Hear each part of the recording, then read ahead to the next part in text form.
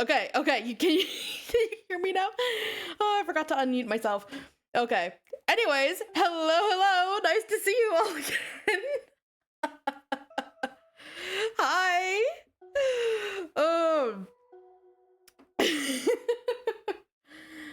Anyways, there will be no stream this Thursday. Because apparently, so how I feel this week. I'm good. I'm finally good. I was sick all last week. It sucked. I'm good now. I'm so happy to be up and about, but there will be no stream this Thursday because apparently I scheduled all my appointments for the month on this one Thursday. I have a dentist appointment, I have a counseling appointment, I have a meeting with my advisor, I have a lot of stuff scheduled for this Thursday. So there won't be any stream this Thursday. Yeah, gotta get them all out of the way at once. Yeah. But you have me for today. Hold on. So without further ado, let's get let's get into the void again. Apparently, hold on, gotta. I always forget that OBS doesn't want to save my sources. There we go. There we go. There we go. Yeah, we're just gonna spend the whole stream in Paradox space. I'll watch this again, refresh my memory of where we ended up 2 weeks ago.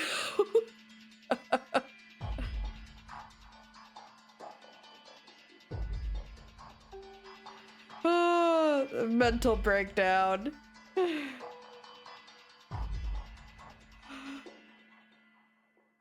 Oh yeah, the revelation of Cal. I feel like we already knew that though. Like much earlier when we saw, because we saw like when we first see like Lord English and stuff, and he first like comes into like his like goblin cherub form, we saw that Cal was like part of that. We knew a lot about Cal, but he's been there always. Yeah. Like, it is crazy, but I feel like it's like making it to be a bigger revelation than it actually is. Which just makes it funnier. This is at least a comprehensive timeline. Yeah. Oh man. Well, at least it justifies my hatred of that little puppet. I think Andrew just wanted to make a mindfuck montage. Like even in the beginning of the series, Caliburn has always been there, or at least his soul has. Yeah. He's been here the whole time.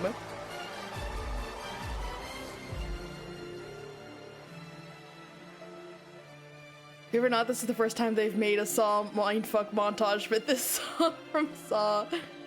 I haven't seen Saw actually, so. Oh, not the first time. Okay. Oh my god.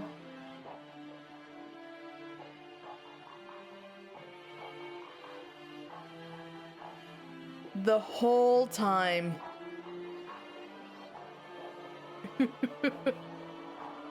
Oh, update for you and the dub, right? I'm like halfway through the organizing lines and stuff. The way that some people. Nice. I really look forward to seeing that. How it turns out. Saw is, yeah, it's pretty good. All I know about the Saw series is that one, it's a series with a whole lot of movies, and that it's a horror movie and it's people stuck in a fucked up trap. And then Alpha Cal went on to be the empty vessel for Caliborn, Gamzee, and Arceus to inhabit. Just watch Saw 1 or Saw 1 and 2. Yeah, I'm not gonna watch all of them. There are too many. This Flash was really such a mindfuck back in the day. It's crazy even now. It's a lot happening. No need to watch Beyond 2. Okay, good. I will keep up on that because there are too many. How many are there even? How many Saw movies?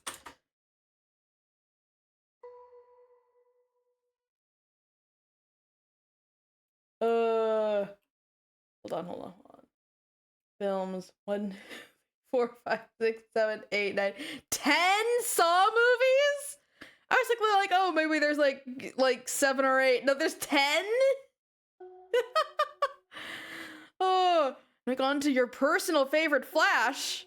Marcus being half dark means Scratch is, in a sense, Rose's uncle. Oh, that's weird to think about. That's so weird to think about. Your favorite Flash? Okay, well we gotta check out some random gamer's favorite. Wait, you forgot? You have a thing planned. A thing planned? Well, that's exciting for the start. Ooh. Now I'm curious. We gotta see what you got planned. No clue what this. Yeah, it's been a while. It's been a while. Yeah, so no worries. Like, that's the whole reason I like had this thing replaying, because I know we ended off on it last time, but like it's been a while. It's been a while. So no worries about that. Oh, but that's a lot of movies. Oh, isn't it? Should work? Okay. Okay. Putting Discord.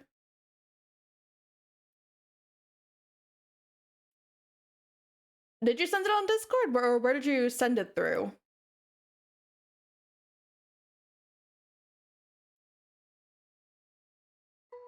On Discord, yeah.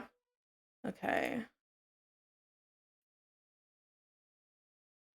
Okay, here we go.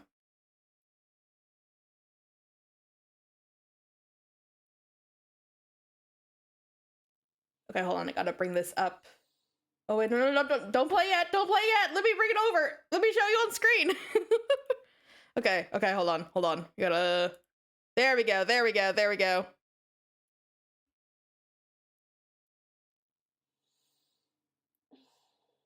Hello, I am Terepi.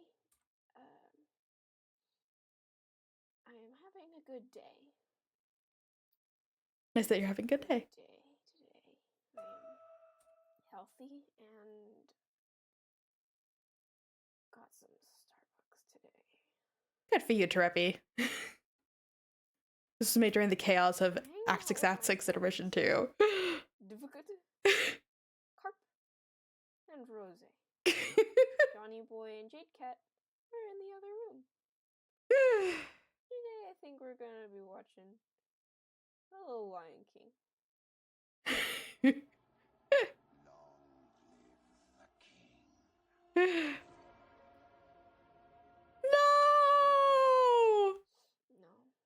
I'm not feeling it. About 300. Everyone falling from tall heights. This is just not working for me. Terepi. Good to see you, Terepi. Oh, that's beautiful. Okay. Terepi having a bad day. Oh, poor Terepi. Hold on. Move that over. Okay. Getting all my windows organized here. Okay. Fear not, Terepi will return. Good. I'm looking forward to it. Oh.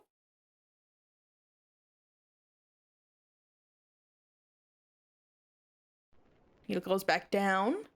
Hello, Vriska. Oh. Vriskagram.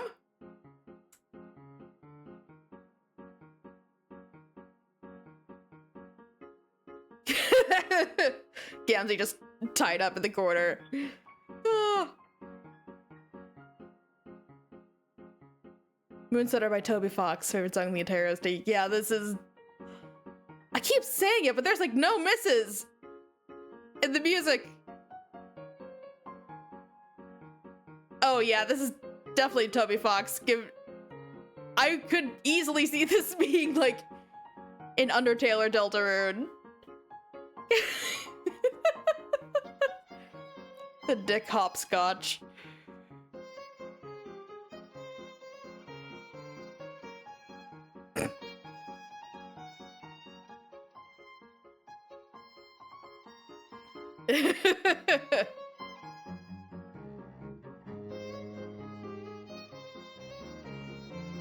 Oh, I love that. That's a... I was talking about the music, but them too. They're so cute.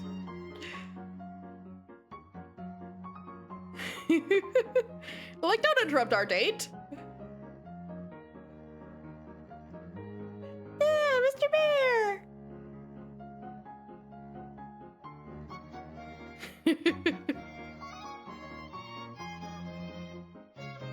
Everyone's hanging out, everyone's happy. Nothing bad will ever happen to them ever. Why you gotta do that, Vriska?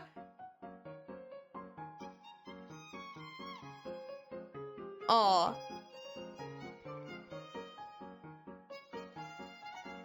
Oh, I really see the ship. I see it. I see the ship.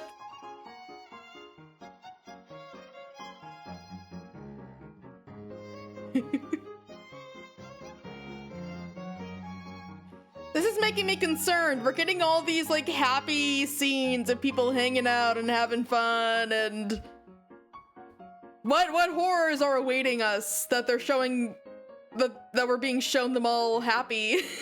Everything that changes over the 3 years, all because Vriska is there. Oh, everyone hanging out. I mean, oh.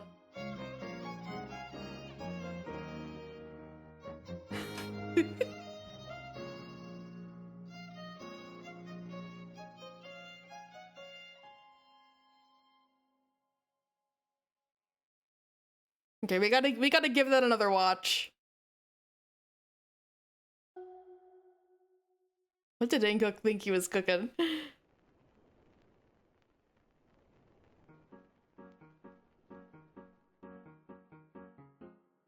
What are the, like, they still have, like, was it Vriskagram?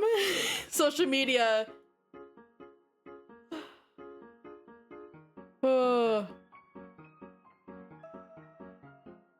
Ben Cook's the guy on the crab top. Oh, yeah.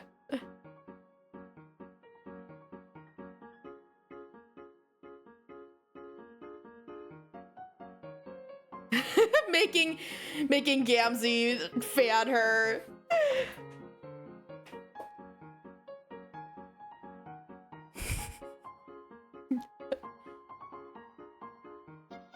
Oh.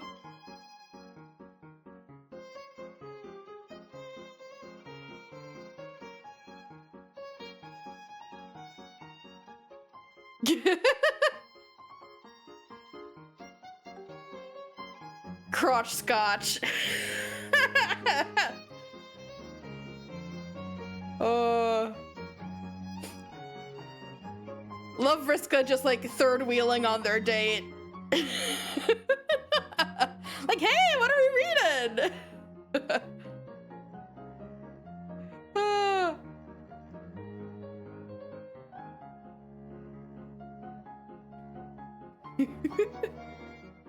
Me when my life is enhanced by Vriska.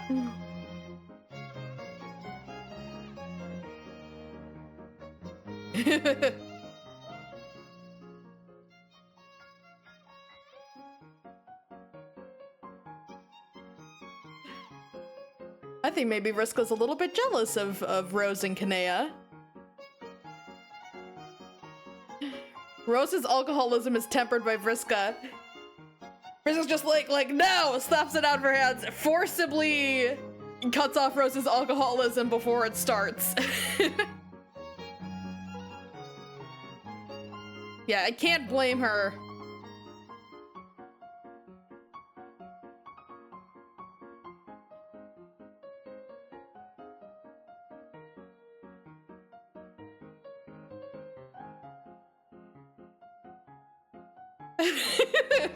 Just like, huh? Her little Deborah sprite.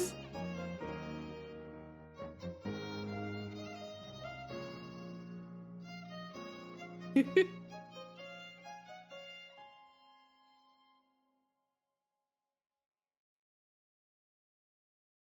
is kind of wild how, like, that certainly was a flash. Like, we get so many cute scenes of everyone. It is kind of crazy how like everyone's always like oh like Vriska's always like making things more difficult, and then her being alive like makes everything like so much better overall.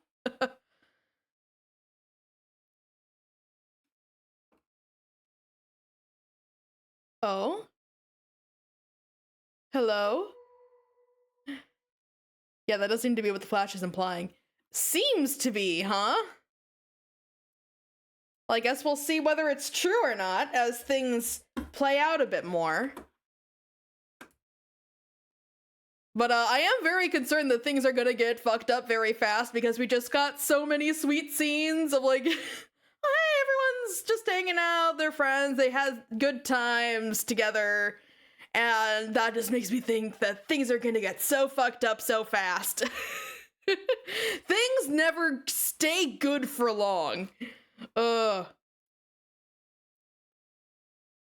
yeah, I am, as sweet as that all was, I am very concerned. I am very concerned.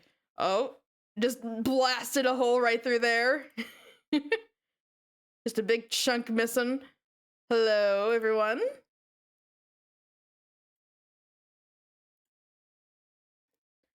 Is it time yet? No. Oh, how about now? No. Dave, we've been waiting for 3 years. 3 years is a pretty long time, long enough for me to have picked up the habit of calling them years instead of the far more sensible unit of measurement, sweeps.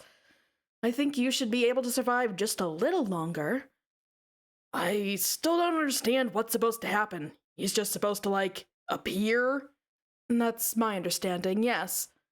You mean here on this frog circle thing? Oh, I don't know. Somewhere in this session, at which point, if he has any brain at all, he'll seek us out.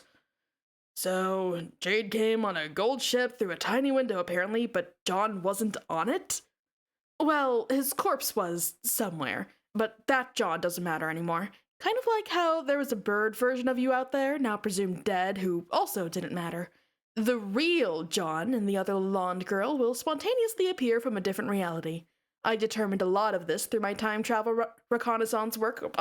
I determined a lot of this through my time travel reconnaissance work upon arriving in this session. This group of convos was going to be one I was going to dub at some point, but there's many of them and they're all fairly long, so we'll have to hold off for a bit. Yeah, there are a lot of long conversations, just like in general in Homestuck, like that I imagine would take quite a while to like get all together. Sorry to steal all the timey thunder from the great Knight of Time, end quote, but someone had to take the initiative and go on a fact-finding mission. Nah, it's cool, you can have the thunder if you want it. When exactly is this supposed to happen? Soon. Oh, you may have to I don't have to refresh it, I forgot to bring it up at all. I remembered everything else. I even remembered to bring up my cheat sheet, but I forgot to bring up the music tab. That's... I always gotta forget something. Okay, hold on. Streaming. Here we go. I forgot to unmute. Hold on, I'm gonna... It always seems to work better when I'm actually logged into the site, so... I'm gonna do that.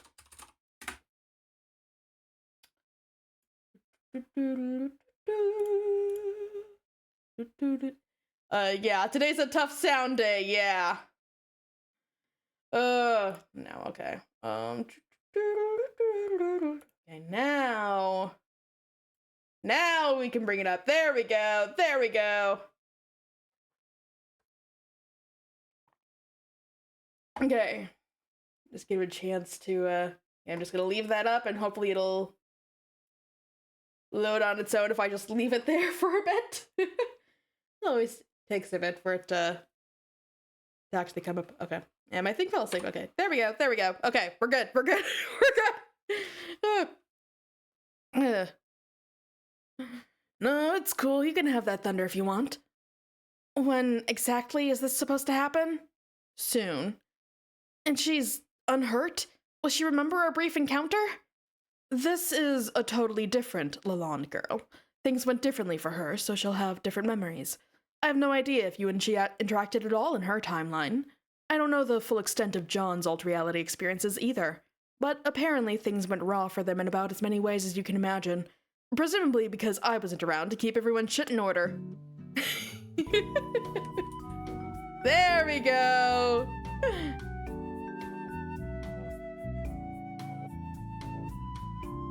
Oh, snap! But yeah, I totally agree with the sentiment largely of you being more competent than most people in general, Vriska. Thanks, Tavros. Hey, look, I know I'm not considered important enough to be in the loop on certain key tactical decisions anymore, and that I don't really know what's going on most of the time, and therefore I'm forced to take any bullshit that happens with a grain of snack mineral big enough to bludgeon a man to death. But if it's not too much trouble, Vriska, maybe you could take a moment to explain why Tavros is now a sprite? Yeah, I would like to know that too. And Equius too? And also why Equius is wearing a new pair of moronic-looking sunglasses? Thanks in advance? Sorry if you're having trouble keeping up with the times, Carcat. I didn't explain it because I thought the nature of the development was fairly self-evident. I mean, no offense, but I didn't hear anyone else voicing in confusion. What about you, Kanea? Did you think it was fairly self-evident? I thought it was fairly self-evident. Yeah, see? You apparently took it upon yourself to prototype the 3-year-old cadavers of 2 of our deceased friends. No, I got that! I'm not a fucking idiot. I mean, where did you find these unprototyped kernels? Didn't these people already enter their session? Yes, they did months ago from the current frame of reference, but this is a void session, Carcat. I thought we talked about this? A void session, by definition, is one where the players enter the game with the kernels unprototyped. As such, it becomes totally dysfunctional. It can't bear fruit because there's no battlefield in Skya unless you go to the trouble of putting one there, of course. Hello! Hello, welcome! Chira Leviathan, I hope I'm saying that right. But welcome, I hope you have fun here. Oh god, I lost my place again. It's always at the top, Chiral, okay, Chiral Leviathan. Okay, thank you. Which the Gundesi has already done for us, via Grimbark Jade prior to our arrival. Quite considerate of her, really. This is aside from the point, though. The bottom line is, this session comes courtesy with 4 unprototyped kernels waiting to be put to use. So, not being one to let a sweet perk go to waste, I took the initiative and put 2 of them to use myself. Really, this is some basic stuff, and I'm sure we went over it all at one point during our trip. We did.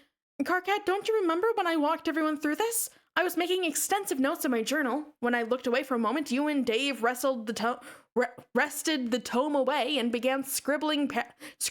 Oh god, I can't speak today.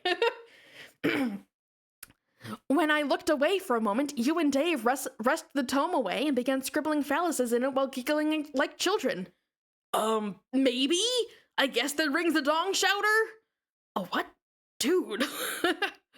What? Shut up. Look, a lot has happened in 3 years. We've all been through stuff.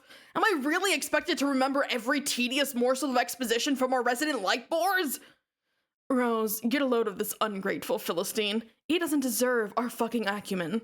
Between your nerdish obsession over the knowledge granted by our aspect, and my unprecedented ability to weaponize said knowledge with ruthless gamesmanship, we are double-handedly saving the asses of everyone on this team.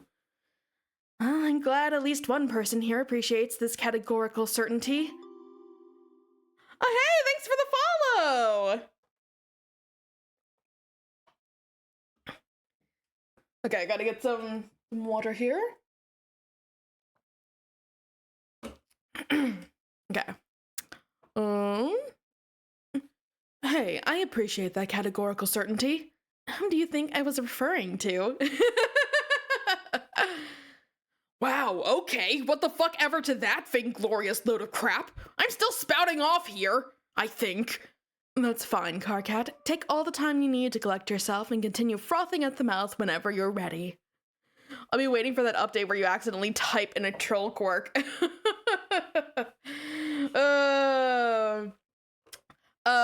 that will probably not happen. I find their quirks so hard to keep track of.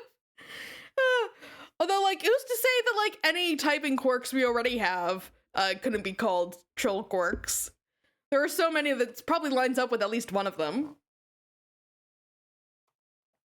Although I usually just type in full grammatical sentences even when it's awkward to do so.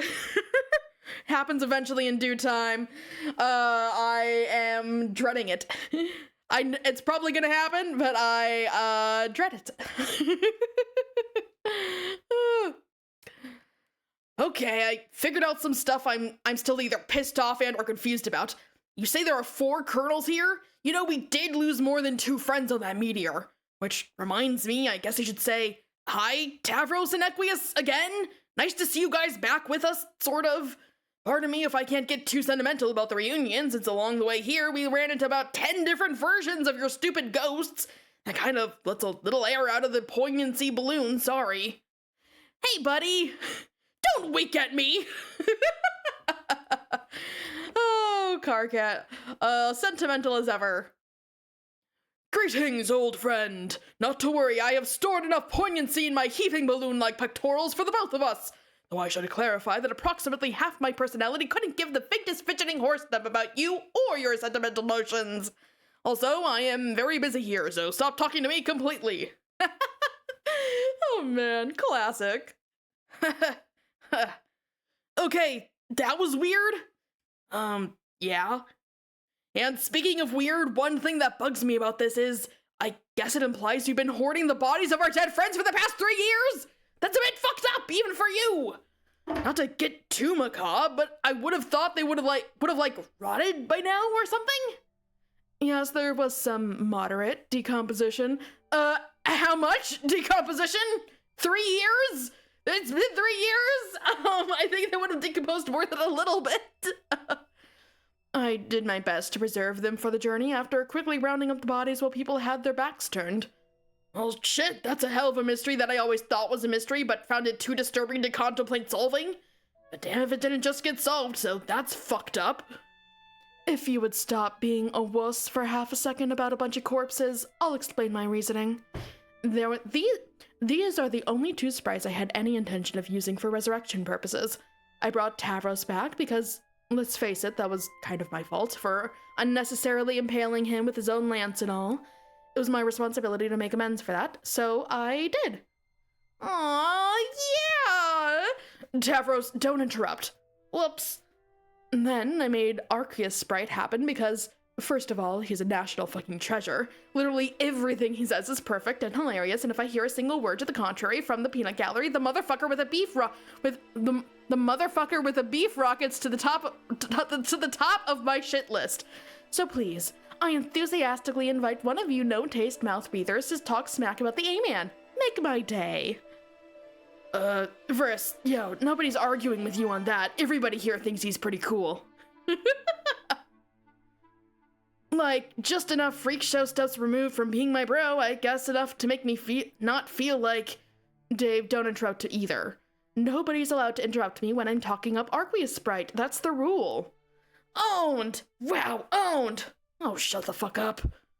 Second, the guy is a fucking tactical genius. Totally conniving and calculating and unafraid to use methods that are just a bit morally dubious to achieve his objectives. And since I can't stick around for too long, your party is going to need someone like that. Besides, it seems like a really fitting fate for Equius. He genuinely seems to be more comfortable with this state of existence and seems a lot happier than I ever remember him being when he was alive. So I'm perfectly willing to do him this solid. After all, he did help me out when I blew my arm off. So now we're square. You mean triangular? What? Triangular. I don't. It's the shape of my clop-down glasses! Oh! See what I mean, guys? He's a fucking riot. Agreed! Thank you for the strong endorsement, low blood / person I've never heard of and don't care about. I'll be finished my work here momentarily. I'll be finished my work here momentarily. Okay, that was right. Excuse me, Mr. Arqueus, what exactly are you doing to her? I am disabling her, Tiara Top. It is extremely delicate work not to be trusted to human hooves. Yes, I have also decided it's imperative to reclaim Crocker from the Condesi before she can wake up and cause more trouble. Her powers will be incredibly advantageous to winning the battle ahead, if you can keep her out of harm's way, in addition to providing her general purpose restorative capabilities. She also represents one extra life for everybody. And since heroic deaths could be getting handed out like inexpensive tobacco flutes pretty soon, I'm guessing this boon is gonna come in handy. Yes, that's why we should disable the mind control tiara on Jane, because she is useful. Yeah, the only reason. No other reason, not like she's our friend and ally or anything like that. Just because she's useful. And not because she's like the heir to the Condesi throne or whatever. to the Crocker. How did that happen? How did she be like if the Condesi is Betty Crocker and okay, never mind. I'm sure I'm either forgetting something or it'll come up. This is Vriska where you're talking about. It's always about usefulness. So, what about our other dead friends? Huh? You know, Nepeta, Eridan? Forgetting something. Oh yeah, Betty Crocker raised Jade's pop-up. Okay, yes. Yeah, I was forgetting that. Okay. Don't forget to hydrate. And get some water. Oh, right, them. I was getting to that. Oh, okay. I know we talked a lot of strategy in advance, Vriska, but I really don't remember you mentioning a plan to prototype our friends' corpses. Might have been nice to get a heads up. Not to make a bad pun on account of the fact that most of their heads were literally severed. Yeah, sorry. I had a lot of logistics buzzing around in my brain. It's hard to keep you apprised of everything that crosses my mind. I promise I'll be as thorough and transparent about my motives as I can from now on. Okay, Pyrope? Okay. Well, that's a change. That's a change. Vriska actually trying to communicate her plots. So, after prototyping Tavros and Equius, that leaves 4 remaining dead friends, but only 2 empty kernels. Obviously, this presents quite a dilemma. Well, okay, technically 3.5 friends, whatever the fuck that means. Nepeta, Fefri, Eridan, and Solux's dead body with his half-ghost floating out there with Iradia. I know that caveat sounds stupid as hell, but let's not get hung up on it. The fact is, we've got 4 corpses, but only 2 slots remaining. And there's no way I'm going to lump their bodies into the same sprite to make a pair of freaks resigned to an existential hell worse than death. Except in Arceus Sprite's case, since those 2 nutjobs mesh with each other's personalities so phenomenally. I must compliment this exquisite judgment you've shown in this matter, and if I may suggest, nay, perhaps, command, you should prototype the 2 royal bloods and be done with it. They deserve it. No. Arceus, your reservation is noted, but the hemospectrum is bullshit. It's not going to factor into this decision. I strongly disagree, but also sort of don't care, as you were.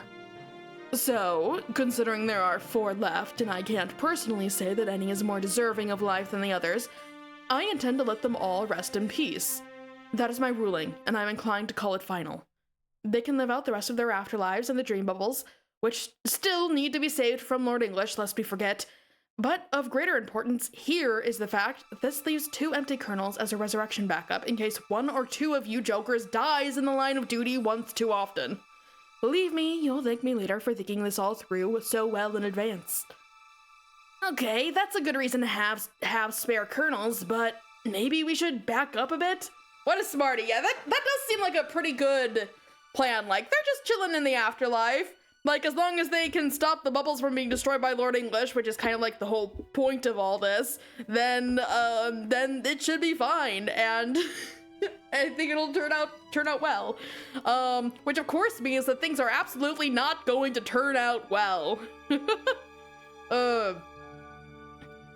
Okay, that's a good reason to have spare kernels, but maybe we should back up a bit? I'm not sure your verdict on our dead friends is totally airtight, or that you have the authority to make a final ruling. Oh, come on, Terezi. I'm not saying I'm an authority on mortality here. I only said my ruling was final because my logic was so impeccable. It was kind of like a figure of speech. Yeah, right. Let's think it through a little more. Solux's half-ghost is perfectly happy out there with Aradia.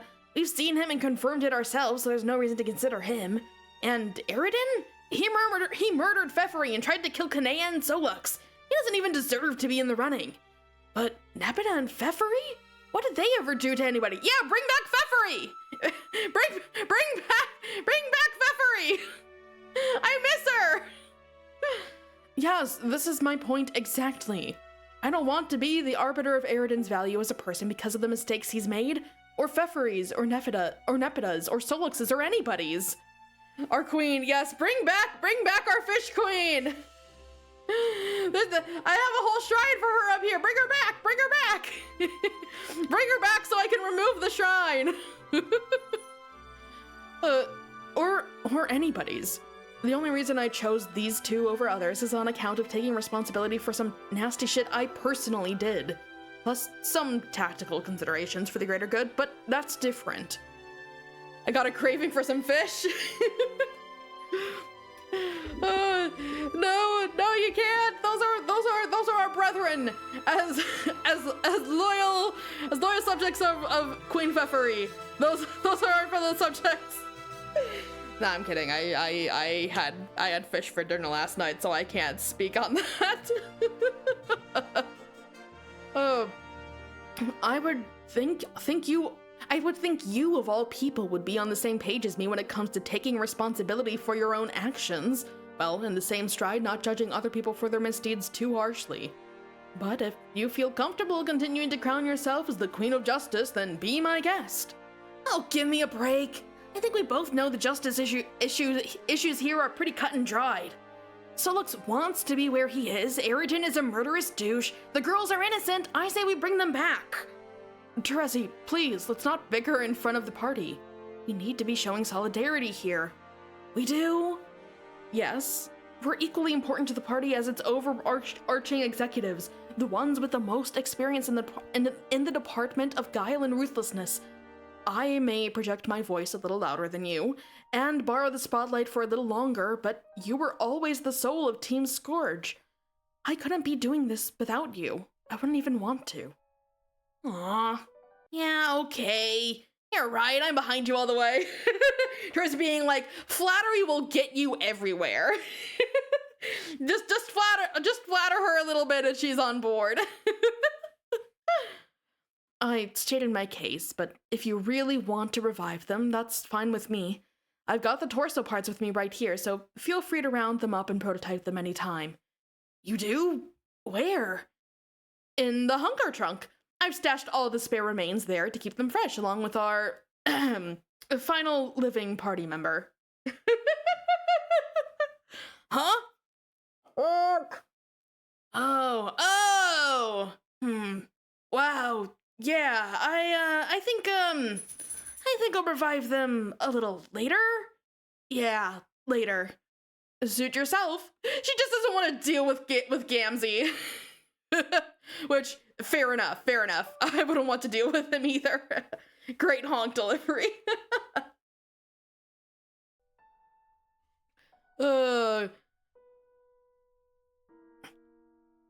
So, am I inferring correctly from some shit I just heard that, inferring what? That Vriska is like the de facto team leader now? Or Vriska and Terezi?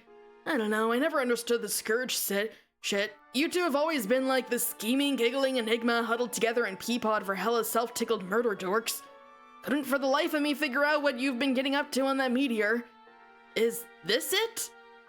Is what it?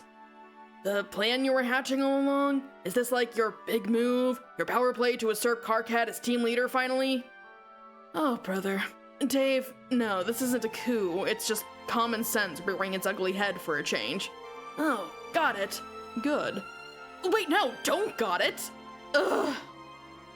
sounds like you're just like being the leader now because you want to and making all the plans because nobody else wants to or really cares. It does sound like that, doesn't it? It does seem like that's the case. I mean, not that I even care either. I just want to set the record straight. Carcat, are you cool with this? Carcat! Carcat! Carcat! Yo, Carcat! What? Oh my god. Dude, were you just not listening to any of that? To what? What's happening now?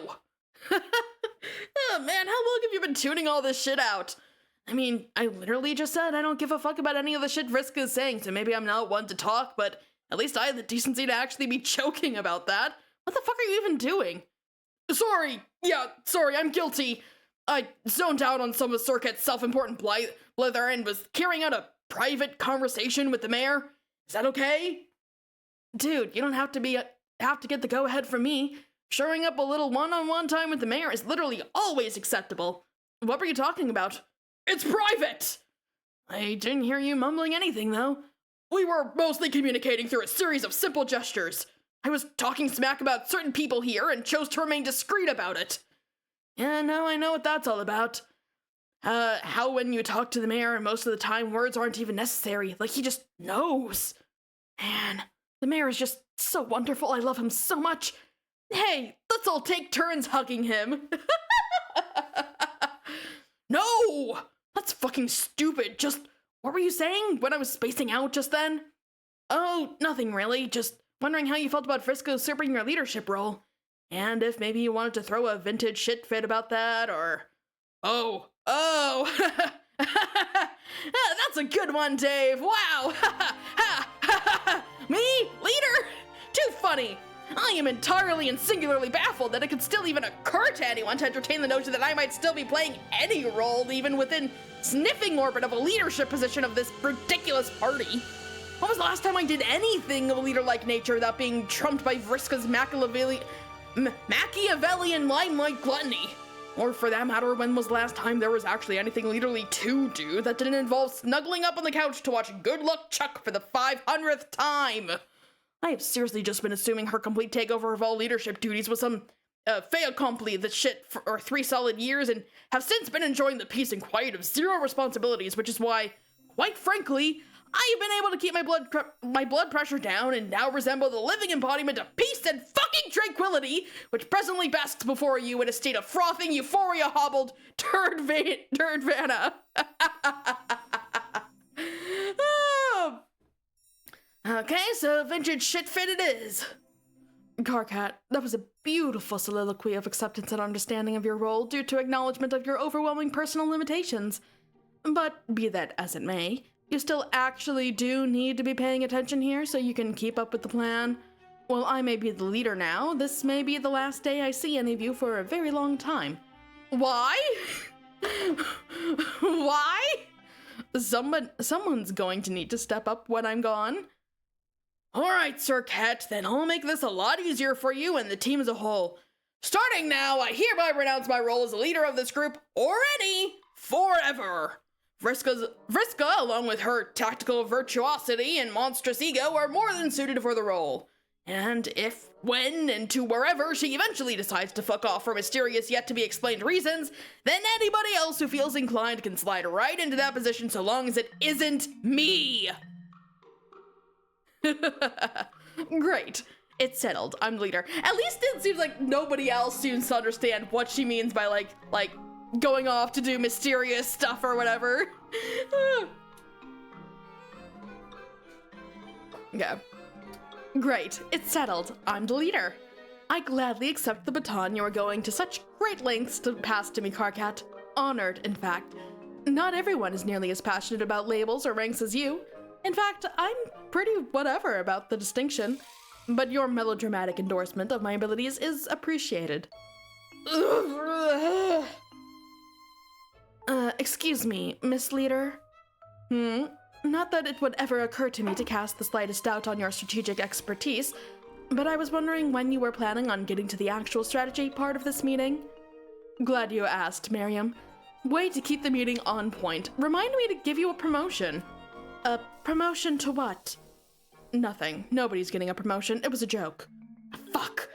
The answer is very soon as Egbert and Lalonde get here, which should be right about.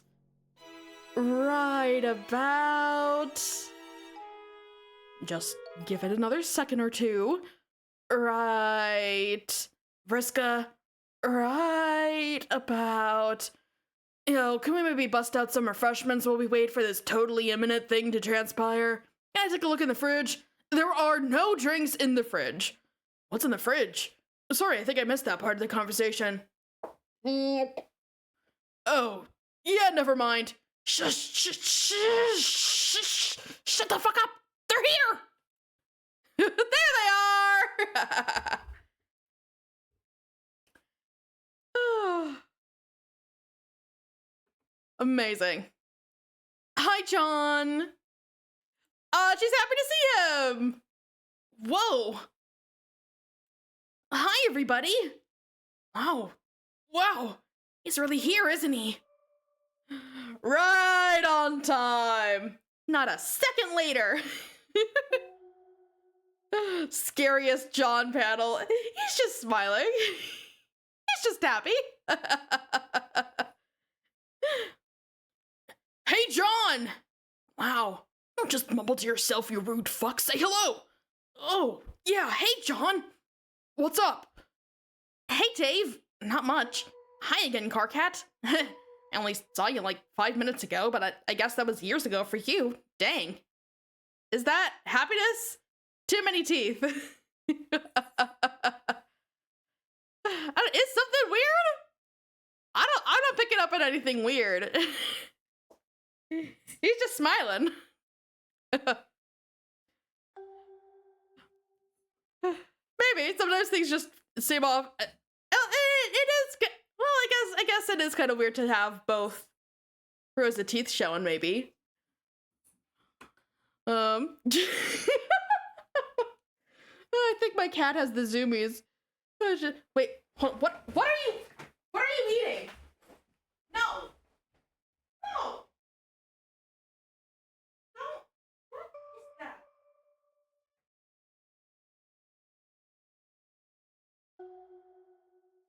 Ugh.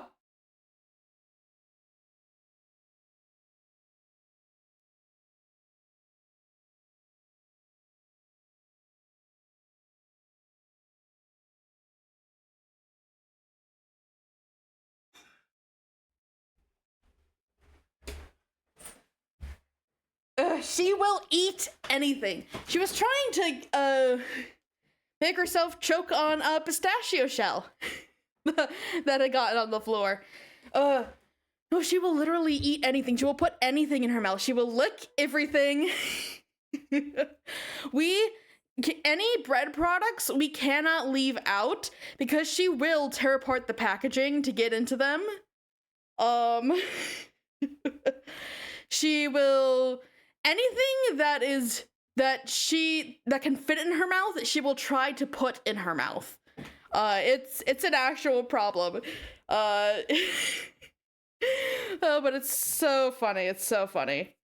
She licks everything. She'll lick the carpet, the floors, the furniture, people. She just likes putting stuff in her mouth, I guess. If it fits, I bits. Exactly. Oh.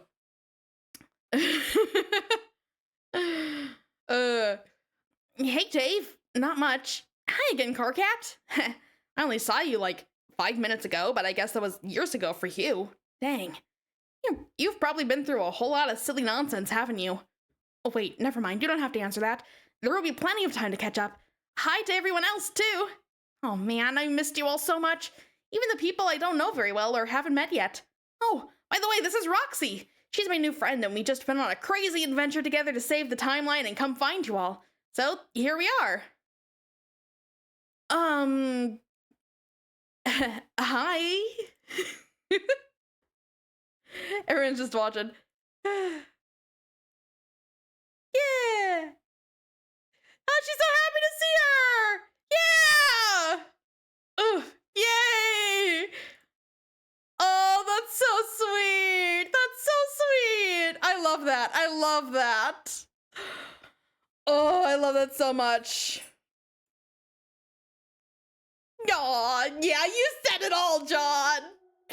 Kanea being happy too for Rose. Yeah, that's so sweet. Oh, I love this so much. Oh, happiness feelings. Oh, I love that. Oh, hey, Trezzy. Hello, Egbert. I guess our plan worked out pretty well, huh? This session is in much better shape than the last time I saw it. You really bailed us out. You're welcome. I mean, not that you specifically had anything to do with it. You were as much the beneficiary of your future self's crafty schemes as I was, so don't get too smug. No, I'm pretty comfortable being smug and taking credit for future me's ideas. I've always been on excellent terms with my future self. She and I get along famously. Poof. Okay, whatever you say. Oh, that reminds me. I know the scarf agenda wasn't really your idea per se, but do you have any idea what all that stuffed dragon shit was about? Did that, like, actually serve a purpose in the timeline, or were you just fucking with me? I was almost certainly fucking with you. Okay, wow, great. Good to know. Thanks for that, Trezzy. That was a really awesome use of our time. I'm glad we are in complete agreement. Wait, what? What's this about stuffed dragons? Trezzy, what stupid thing did you make John do? I sent him on a few totally indispensable mission-critical errands is all. No big deal. Yeah, forget it. Long story short is, I got owned. The end. By the way, good to see you again, Vriska. Good to see you too, John. To be fair, I think now she's fucking with him. Yeah, I honestly with the dragons I could see either way. Cause like in the end, like, yeah, they're only like stuffed animals and stuff, but like they were part of the investigation into what was going on, and I do think it helped push things along a bit, even if not by much. So, I could see 50-50 either way of it being intended to be actually important or it intending to be just a prank. Yeah, who knows? I could see it either way. Trezzy is always fucking with you even if she isn't. Good point. It's cool that you're alive now instead of being a cunning ghost pirate. I think your, ways probably are more valuable to have here in the land of the living. At least, I hope so. I couldn't agree more. I never got a chance to thank you for knocking me out a few years ago. I mean, obviously, because I was unconscious. But thanks for that. I was being an idiot and deserved it. And as a bonus, it apparently saved my life? So, thanks. You're a real friend. Friendship with Vriska saved! Yes! Don't mention it. I've received quite a few beatings in my time, and not only did I have each one coming, but they all led to big changes for me on the road to becoming the impeccably evolved person I am now. So by that measure, it was probably the most critical smackdown of my entire life. Yeah, let's go! Yeah, Vriska actually having a chance to have people and support and make friends. Wow, this could actually save the timeline.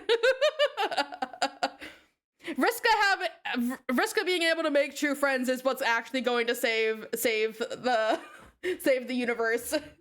That's my prediction. That's cool. If you ever need another really important punch in the face, just let me know. I'm your man. It's almost like when damaged characters can learn and grow, they become better people. Wow, amazing! What a revolutionary idea! Oh, hold on, I'm gonna get some more water.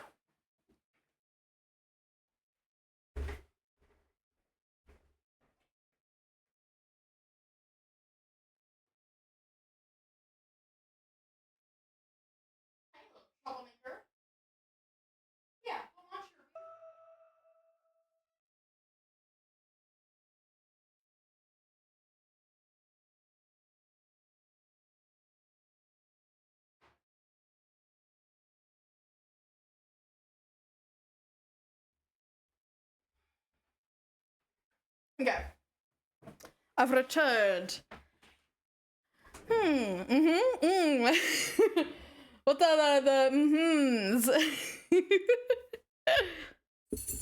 Rose. Hi, John. Hi. Nice to see you alive and well again.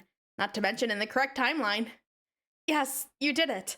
I'm still a bit unclear on exactly what it was you did, but whatever it was, you sure did the hell out of it. You sure did the hell out of it. Yeah. Thank you for returning with my Roxy. Oh, Roxy's so happy at that. Yeah, what did he do?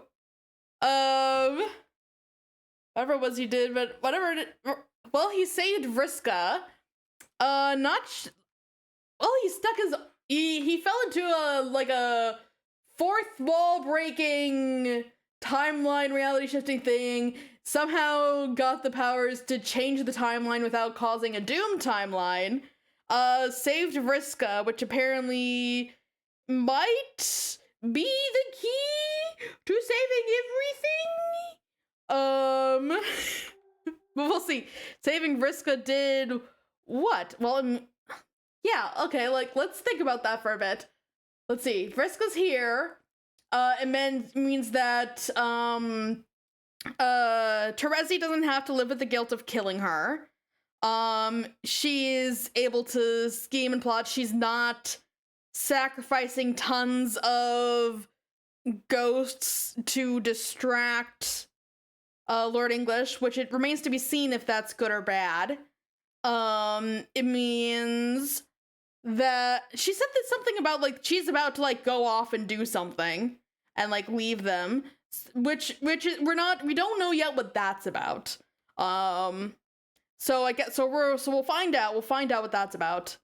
But yeah, I guess we're still waiting to see what the ripple effects of that are. And seeing what exactly, like, I mean, like, who knows what the other Terezi was really planning with this. Does anyone remember when John was like, hey, Vriska, I think you're dangerous and shouldn't be brought back to life? And that was maybe a few hours ago. Yeah. And now like their whole plan was like just bring Vriska back to life and see what happens is kind of like the whole plan from his point of view. Exactly. Who knows what Terezi was planning it to do. That's like a whole different person. Yeah, that was a Vriska who had like died and like had people like didn't really like that Vriska had been killed by Terezi and like had more of the expectation of people turning on her, I feel like. This Vriska has spent 3 years surrounded by her friends and kind of getting along with everyone more or less. So I do feel like Vriska's in a better position, which means that everyone's in a better position. Vriska, who was clawing back for relevance by any means necessary. Yeah. Which like, yeah, actually that's a good point, because that's kind of what Arania was doing too, like clawing for relevancy by any means necessary. That doomed them all. So basically, what we've learned is that the Cirquettes need to stay relevant or they will make themselves relevant in the worst ways possible. So I think that's what we've learned from all this. They're the best. I do love both the Cirquettes as characters, Vriska especially. A very nice shade of morally gray. Yeah. I love morally gray female characters. Oh, I love them so much. But yeah, we're still waiting to see like what exactly the ripple effects are of bringing Vriska back. We support women's wrongs. Yes. Gonna leave that one in the back burner for now. Yeah. We'll you know what else is gray? Trolls?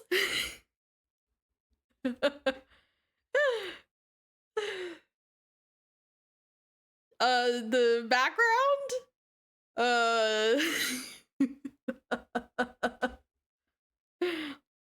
I'm not sure what you're getting at. Moldy bread?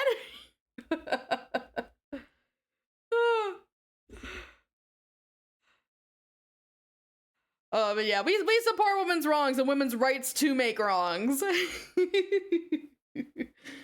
But yeah, I love Frisk as a character. It's great to see her actually like her changing and growing as a character, having tangible effects on the plot. And like I was only like sort of kidding. I was mostly serious when I said that my prediction is that Vriska having the ability to like make real friends and making real friends is going to be the key to saving them all. Like, that wasn't really a joke. Like, that's like a real prediction I have, that Vriska making friends is gonna be like making real genuine relationships is going to be the key. And she was kind of getting that with Mina in the other timeline, and now it seems like she's having more friends and support in the rest of her group, and like she's now it seems like her and John are back on good terms in this timeline. I mean, he saved her. She didn't sacrifice thousands of ghosts for her own means. So yeah, it seems like things are turning up. Things are looking up, which means, of course, things are going to start going horribly wrong. And I'm very scared for that. But for now, let's just enjoy that things are looking up. And I have the feeling that things are going to go wrong whenever Vriska like reveals like why she's leaving or whatever her plans are. I have a feeling like that's when things are going to turn, which is going to be like any moment now. So I'm kind of worried about that. I'm kind of worried about why Vriska's leaving them and going over to like why is she doing this? What's her plan? What's going on? The only way to find out is to keep reading. So let's keep going. Thank you for returning with my Roxy. I love how happy that makes Roxy. Thank you for returning with my Roxy is obviously the remark I meant to say, and is the statement of a reasonable person. Of course. Really, it is so good to see you. I'd give you a hello hug, but you seem kind of tied up at the moment. Oh my gosh, how cute! Oh. Hello, Jake, right? Yes? You sent me a letter once, right? In the box full of weapons and a rabbit? Oh my god, Rose, you were allowed to be emotionally vulnerable! Yeah, Rose, no one, oh, look at them so happy together. Look, no one's going to judge you if you accidentally call Roxy mom. Like, no one's going to judge you for that. Like, I'm sure she's having the same issues here.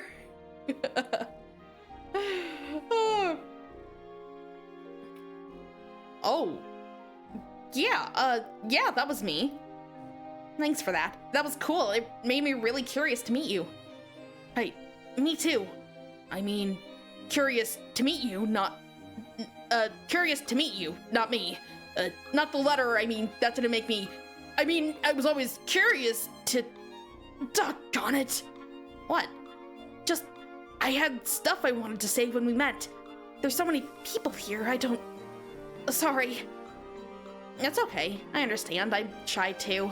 Let's catch up sometime, just you and me, man to man. Ooh, roger that.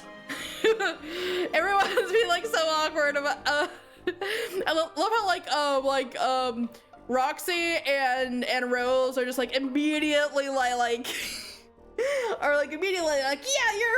we're gonna like hugging it out, yeah, we're super close, so like this is like super good. And then just like John and Jake will be like oh, the most awkward ever. Oh, hey Tavros. Looks like you're here too. Hell, definitely. Wait, did Tavros Sprite change colors? I thought Tavros Sprite was red before. Definitely, but don't worry, I'm not very shy. Yeah, I know. So you can feel free to say as many things to me in a conversation as you want. That's nice to know. Maybe later. Re-entering their colorblind era? What, did I misremember that? I thought Tavra Sprite had red dialogue earlier. Was I misremembering that? Did I misremember? Yes? Oh my god. Oh no, I was thinking of... Never mind, I was thinking of... I was thinking of Dave's text. Ignore me. Ignore me. Ignore me. Okay. Hi, Dave. Hey, bro. You're back and alive. All because of me. I guess that's the thing we're all accepting as true, yeah.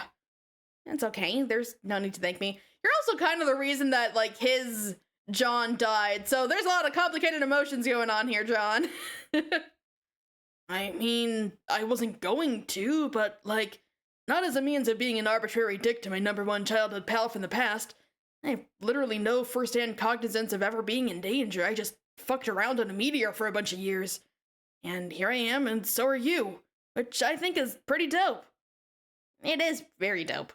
Hey, Carcat, don't leave me hanging here. What? There is more than enough fist bump to go around for everybody. I left it hanging there just for you, but you're leaving me high and dry here, dude. Carcat, holy shit, where are your manners? Leaving a fist unbumped like that is a new low. The dramatic music, perfect. Oh my god! You didn't leave your fist hanging for me! You fist bumped Dave, then withdrew your fist to say some things, and then re-offered your fist to me the moment you said, "Don't leave me hanging." I saw you with my own eyes! Carcat, wow, that is really pedantic. Now you actually are leaving me hanging in order to explain your nonsense. I'm this close to revoking your bumping privileges. God damn it, here! Perfect! Strider to the rescue, the fist bump has been secured. Dave, no! Fuck, I want to do it of my own volition! This doesn't count, it's not real! Oh, it's real, buddy. No! I'm going to fist bump you later when I'm feeling it, but it's going to be fucking natural. Mark my words! We'll see, Carcat. We'll see. Wrecked. You know, Jade! Hey, Dave, why is Jade asleep? And also Teen Nana, or Jane, I mean. Yeah, Vriska had to knock them out. What? Why? They were kicking up a ruckus. Can you wake them up? Don't wake them up! Yeah, we can't. Some kind of brainwashing thing going on? Gotta keep him napping. Especially Jade, I'm sure you know what kind of crooked-ass baloney fuck powers she got. Can't let her turn those against us. Right. She should be pretty psyched to see you, though. You think? Yeah, I don't know if you know this or not, but apparently along the way our version of John died, so she made the whole trip without you. Oh no. Yeah, this timeline was gearing out to be pretty tragic, I guess, but then you sort of Deus Ex'd out of nowhere and spared us those sad times. I mean, from your point of view, I guess it isn't Deus Ex shit. You are just the normal John you always were, all zipping around like a nerdy hyper-god, saving everything from whatever. But from our standpoint, you just kind of yanked yourself out of random-ass nothing, but hey, you know what? I'll take it. Man, I had no idea. I guess that's what Typheus meant. That's so sad. Poor Jade. I can't believe she had to spend all that time on the ship thinking I was dead. I mean, I guess it was dead, but you know what I mean. Are you sure we can't wake her up for a second just so she can say I'm alright? Vriska just glaring like, don't you dare. Feel free, but I have a feeling you'll just be joining her nap if you try. Darn. I guess we'll have to catch up later. Hey, what about Dave's sprite? Dead. No, that sucks too! Yeah, so Jade really was completely alone up there. Oh no. No John, no Dave sprite. Oh no. I mean, I guess she had the planets and, but still, that sucks. That sucks so much. She had consorts, yeah, it's not the same though. Oh, that really sucks. Like John was her friend and Dave sprite was like tougher friend, I guess. And Nana. Oh, that's true. She had Nana Sprite. But that's like that sucks. Like the two were like her actual friends, were like dead like right at the beginning. That sucks. That sucks. Yeah, I guess so. You guess? It's a weird subject for me. Like the guy who was always on borrowed time, wasn't he? I mean, that was his whole thing, right? I don't know. I'll miss him anyway, even if he wasn't the real Dave. I kind of feel bad for ever thinking of him as the less real version, actually. Yeah, he's me, and exactly what I would be like if I was a moping existential bird, so it's kind of embarrassing to even talk about, okay? I guess it is sad, but you know, a lot of versions of me have died. Lots of versions of all of us, including you. Isn't what's important that certain dubiously categorized iterations of ourselves are all alive here and now and hanging out? Yeah, that is what's important. I guess there will be time to reflect on everything that was lost later, like dead time clones and double dead ghosts or other such hogwash. Right now, I'm still so excited to see everybody. There's so much crazy stuff for us all to catch up on. I don't even know where to start. It's overwhelming. Don't stress over it. We still have some time to kill before shit starts getting real in this session, at least according to our Vriska-in-Chief. What do you mean? All the bad guys are still just outside the Incipisphere. They won't converge here until a few hours or so let's all just sit back a while and shoot the shit. And I do mean empty our clips into the shit, like really pump that turd full of lead. Right up until she gets bossy again and commandeers our fly road times with more shrill tactical exhortations. Okay, that sounds great. Oh, choose your characters! Oh, nice! Okay. You were confronted with an especially empowering character selection menu. 8 choices. Free will has done it again. It has caused you to feel alarmed and anxious. Maybe, just maybe, slightly excited as well. So much free will, so much talking. Yeah, this is probably gonna take up like the rest of the stream, maybe. So much talking. Free will has done again, and it's caused you to feel alarmed and anxious, and maybe, just maybe, slightly excited as well. You cautiously click on a batch of teens and discover your true feelings.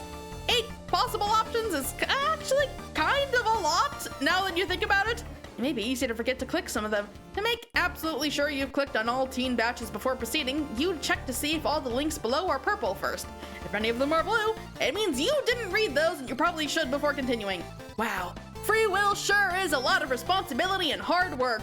Okay, let's just do this in order starting from the top left. Okay, Carcat, Dave, and John. Wonderful.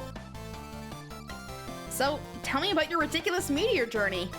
The Dave from the bad timeline told me some funny stories when we got together on the grassy hill planet, but we weren't actually hanging out for that long, so I didn't hear much. Also, I'm mostly sure Vriska wasn't alive during the trip. Oh, well, let me tell you. Vriska was most certainly alive during this one, like, almost extra alive, if that's possible. I think I know what you mean. I spent some time with her when she was a ghost, and, let's just say whatever her mortality status is, she makes her presence hard to ignore. Yes! I love this! Can we spend our whole reminiscence just destroying Vriska's slightly above audible level? Slightly? Carcat, you only have 1 volume setting. Wow! Fuck you! Okay, dude, maybe let's not spend our pal time trash talking Circad, if only because there's no way you're not getting repeatedly trounced exactly just like that. Yeah, you're right. Okay, I'll chill out. You're right, Dave, as usual. Wow, Carcat, for a funny shorty guy, you backed down on that really fast. I'm almost a bit disappointed. I was looking forward to more of your patented ravings. Hey, John Fuckbird, I'll have you know I'm a little more mature and reasonable than the last time you saw me. I'm a lot more than Mr. Holler-sponged OneNote, and anyone who disputes that can cordially invite me to play their dirty seed flap like a discount harmonica. Oh, well, I'm sold. Immediately starts going into one of those patented rants to prove his point that he's more mature, thus disproving his own point. Seriously, though, it's pretty cool to finally meet you. Okay, never mind. I mean, under more civil, rational circumstances. Like whatever the fuck that brief encounter was 3 years ago where you KO'd Vriska and then poofed your flimsy ass into the fuck all continuum. I know I seemed really mad about that at the time for whatever reason, but really I've had so many boring hours on that meteor to spend barely reflecting on the roughly 10,000 ways I don't give the slightest fuck about whatever idiotic twist of fate transpired back there. Okay, I'm completely over it. I'm over a lot of things actually. You are? Yeah, like, remember back when I was yelling at you all the time from my computer?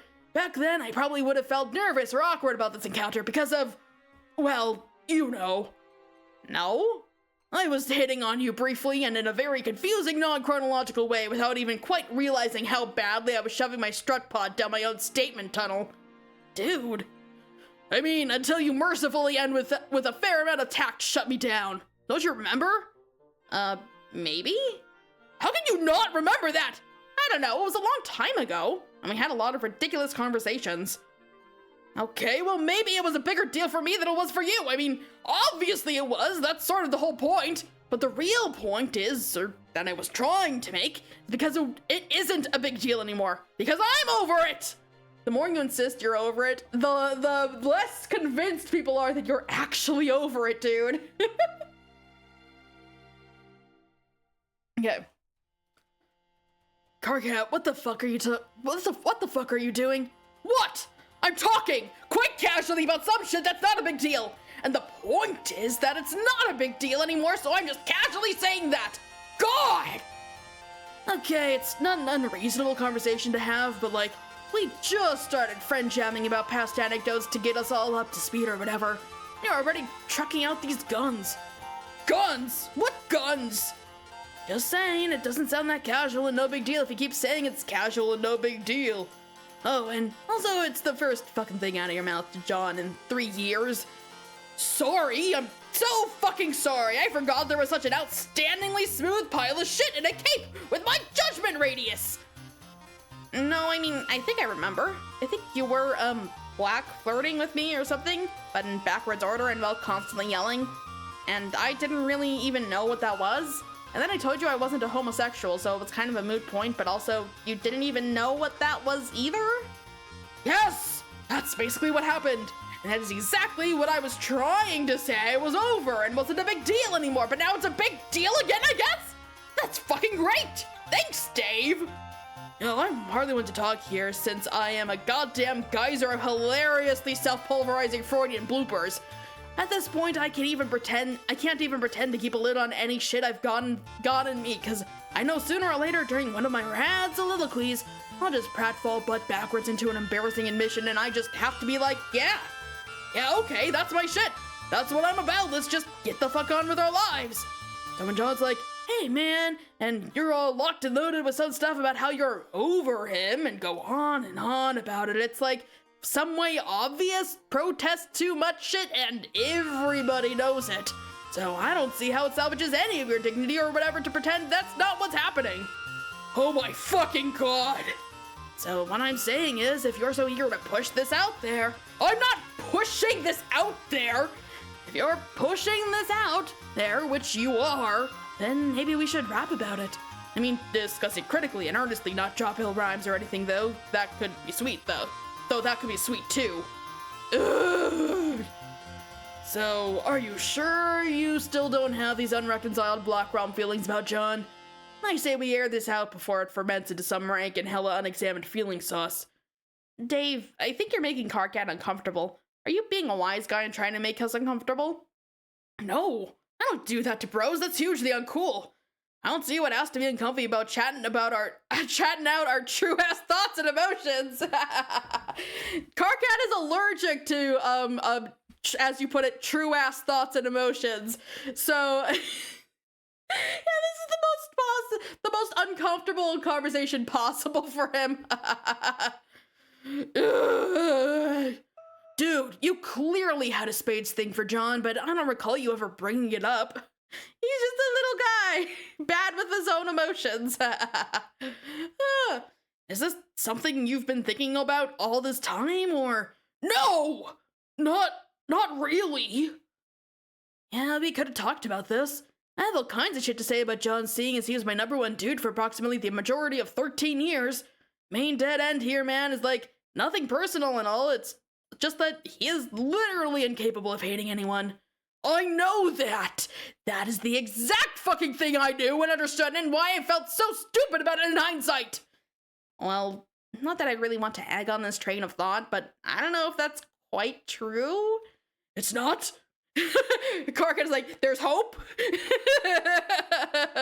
I can get really angry and hate stuff too, just like you, but I think only in extreme cases. The skull guy in suspenders I got really pissed off at. So you're saying there's a chance? Yeah, exactly. Like John, don't give him hope. Don't give him hope if there's not gonna be hope. Just shut it down. Just shut it down. Oh my god. Besides, I'm kind of a little bit getting on the Karkat and Dave train. It's fine. It's fine. Especially after that, like, in the, like, montage, there was that shot of, like Dave resting his head on Karkat's lap. Like, that's just too cute. That's just too cute. And it's like, I see the ship so clearly. Okay, oh god. It's always at the top. It's always the top of the page. I can get really angry and hate stuff too, just like you, but I think only in extreme cases. The skull guy and suspenders I got really pissed off at, but I am 100% sure that hate was platonic. I sure hope so. Getting pissed off at a suspender dude sounds like just the sort of yarn I want to be all ears for some time. Okay, that's something to work with. Hey, Karkat, maybe there's some hope yet. Maybe it's not a total lost cause. Dave! Just don't! Just shut it down! Dave, why are you playing into this? I think he's totally just messing with Karkat at this point. Ugh. Okay, Dave, it definitely sounds like you're trying to own us now. Own? What? No way. I'm being real as a motherfucker. Really? No, I think I think you're messing with them. I think you're messing with them.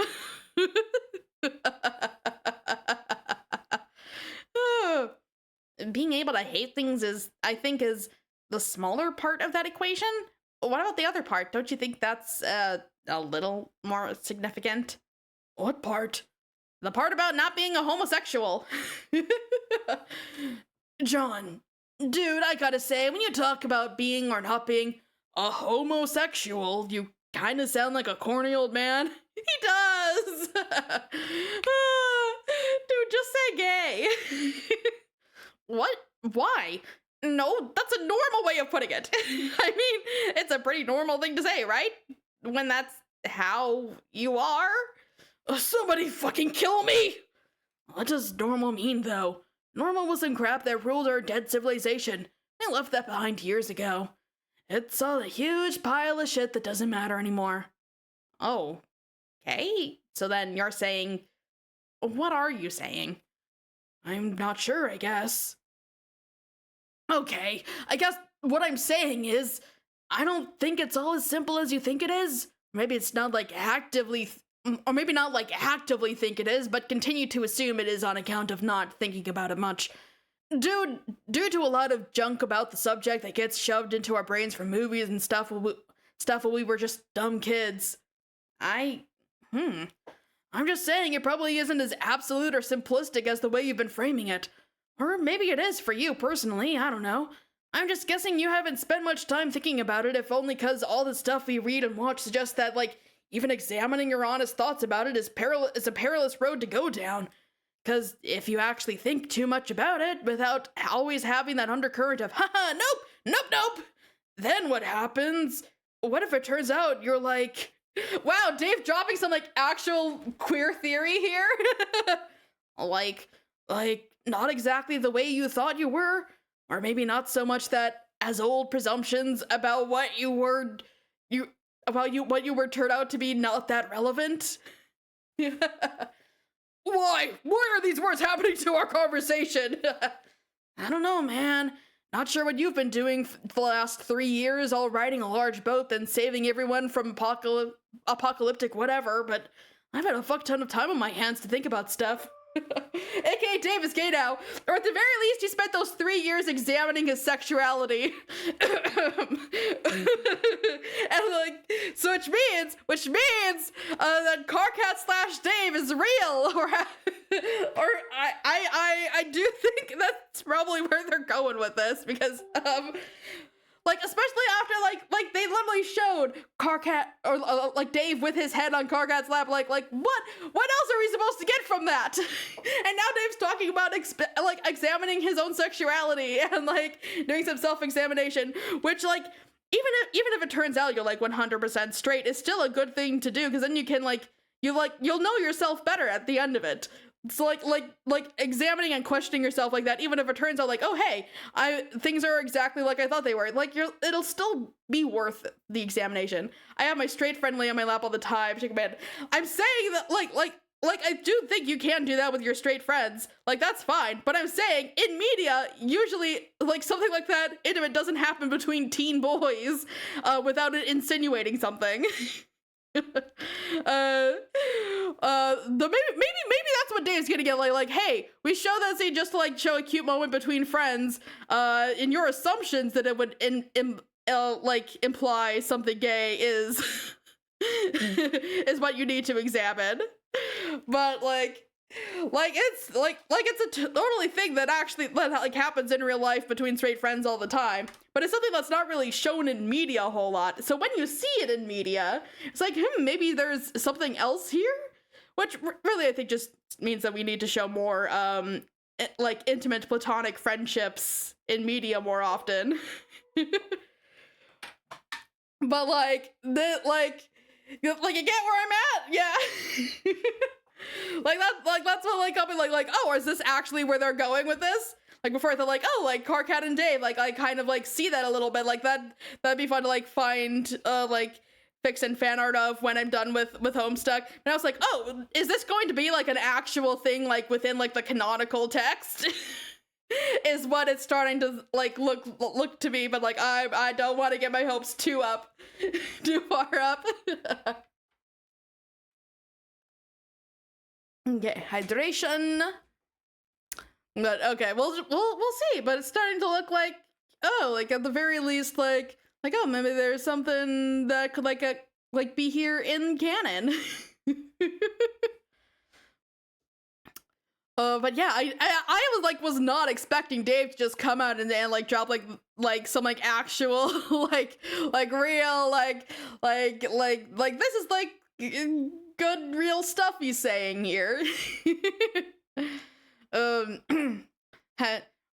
What if it turns out you're like not exactly the way you thought you were, or maybe not so much that as old presumptions about what you were turn out to be not that relevant. Why are these words happening to our conversation? I don't know, man. Not sure what you've been doing for the last 3 years, all riding in a large boat, then saving everyone from apocalyptic whatever. But I've had a fuck ton of time on my hands to think about stuff I've said and done in the past, why I said and did them. A lot of things I once would have insisted were like part of my brand and helped me come across cool and smart-assy. But now I'm not so sure. We used to rip on each other all the time for being gay, even though we knew we weren't, which of course is what made it funny, remember? Yeah, I don't know, it was pretty funny sometimes. It was just a lot of joking around. Yeah, I know. It frankly is funny to say how gay something is sometimes, and let's face it, sometimes someone or something is just flat out really fucking gay, and there's no two ways about it. It's more like that through the preponderance of all that jokey shit is an underlying implication that it's all lame stuff for pansies, but not like us. No, we're not lame, and haha, that's the joke. Which thrives on this like double buried implication that the really cool shit is founded on this absurd winky ideal about masculinity, which, if you think about it, is 1, dumb as fuck, 2, the male adulation of masculinity to that extent, to be honest, is pretty fucking gay unto itself, and 3, was always some totally impossible shit for us to live up to anyway. I think all that's mixed up with the same phony ideals about heroism. Like, living up to the storybook idea of what a hero to me feels almost interchangeable with living up to society's snapshot of what a hard, manly dude should be. Wow, Dave's really spent like a lot of time like dismantling his ideals of like masculinity and inner homophobia with homophobia and stuff. Like good for him. Like he's done a lot of like introspection over the past 3 years. That's pretty cool. I stopped pretending I could ever live up to either thing a while ago, and mainly have spent time looking back on the sheer magnitude of all my joking around.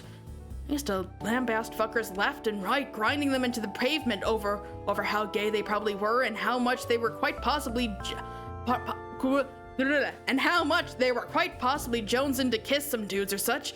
And I don't really feel bad about it in the sense that it was jerky or like insensitive necessarily, even though I guess it maybe was. Yeah, you think? More that I feel like it was probably transparent. A massive front of outrageous snark to disguise a lot of insecurity. Like a fucking cover-up.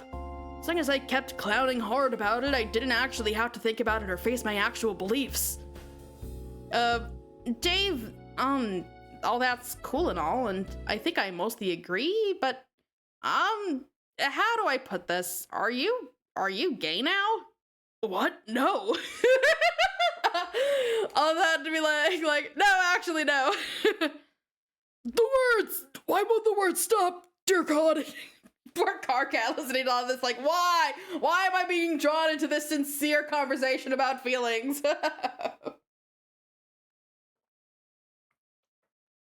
I don't know, it sounds to me like you're trying to tell me something here. Man, no, look! I mean, it's okay if you're gay now. That's totally cool if true. I just think you turning gay would be kind of a weird consequence of me changing the timeline around. Dude, have you not been paying attention at all? Like, you said yourself that like you and Dave before didn't have a lot of time to talk about, like, what happened those 3 years before, like, things went to shit. So, like, how do you know he didn't have all these, like, revelations in the original timeline and he just didn't have a chance to talk to you about them? Like, dude, don't you think it's more likely that, like, hey, this is something that maybe actually happened both timelines and you just didn't know about it? This is a convo I really needed when I first read it because I was going through the same thing for the most part. Yeah, I can imagine like man, this is something that a lot of people, like, even today, like, don't really spend a lot of time thinking about or getting. But yeah, like, it's, man, I love this. I love that they're actually, like, talking about this in Homestuck, which I didn't expect this, like something like this, like this real and genuine to, like, come up at all. But it makes me so happy. It makes me so happy.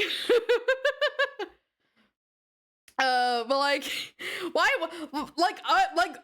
I think John still has some introspection to do on this because, like, him being like okay, like the words like him, like, if he was gay now instead of like, oh, like, realizing he's gay, or like dude, he could have been gay the whole time and he's just now, like, unpacking and realizing that, and also assuming that it's a result of the timeline changing and not just something he didn't have the chance to talk about with him in the original timeline. Like, dude, like, you don't know that this was a result of the timeline being changed. Like, dude, I mean, like, Dave's also saying he's not gay here, but so we'll see how this goes. We'll see how this goes. But I think John's got some introspection of his own stuff to do. What if we are all gay?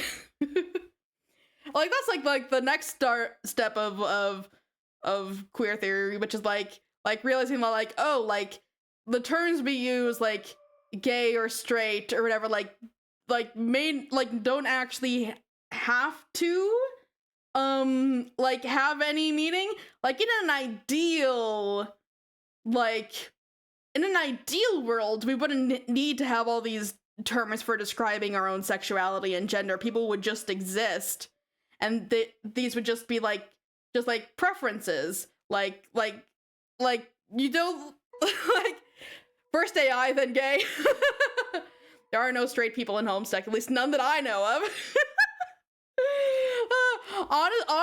Honestly, yeah, like,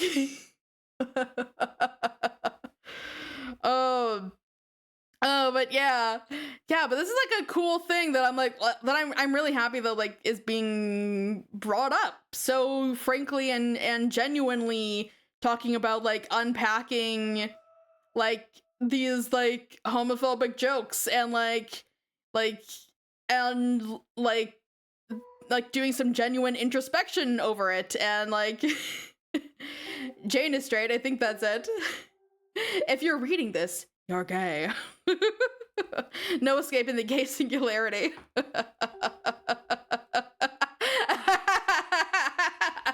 You got one.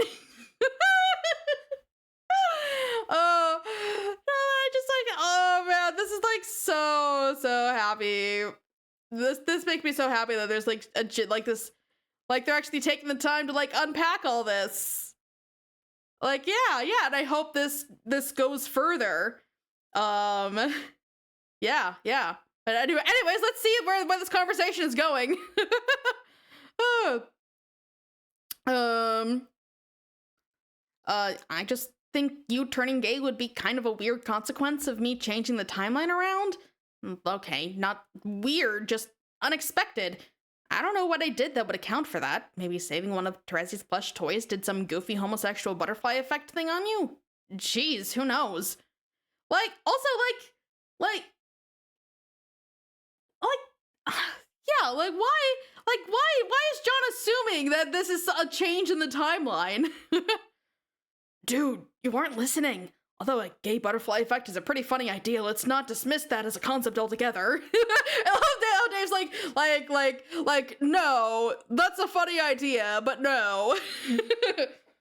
Anyway, maybe what I'm trying to say is sort of getting lost in the weeds here. The fact that you were wondering if I turned gay makes me think maybe you're still not quite on the wavelength I'm trying to ramble on here.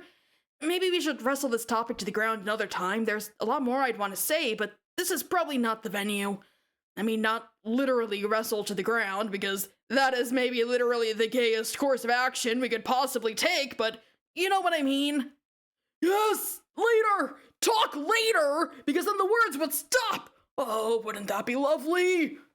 That's fine. We can talk about anything you want, anytime. I'm just still confused about what you're getting at is all. Like, what is the bottom line here? Are you actually attracted to boys now? Did you, like, date any boys? But there weren't even that many boys on the meteor. Well, there's the clown guy, but I don't really see you and him. That really only leaves, were you and Carcat? Are you and Carcat? Like, John's also picking up on that.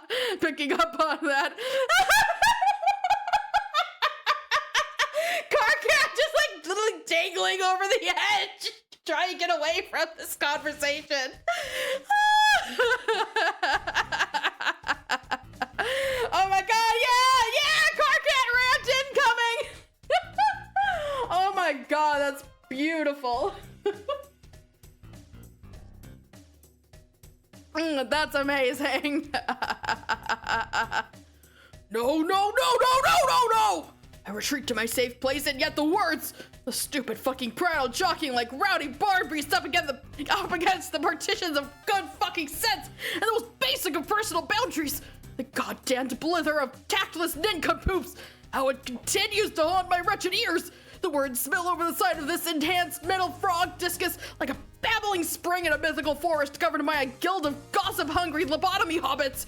This deluge of words leaked from the incontinent crevices of two brainless, gushing yammer twats. It overfloweth. Oh, how it overfloweth, sogging my gray, practical pair of pants, the leggings of a simple man.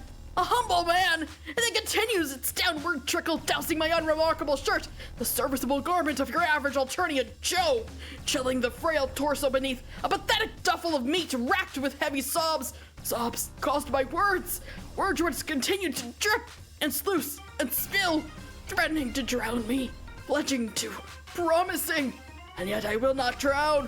Why won't I drown? Please let me drown so the words will be no more! Dave, I'm pretty sure we're making Carcat uncomfortable now. He was uncomfortable at the beginning.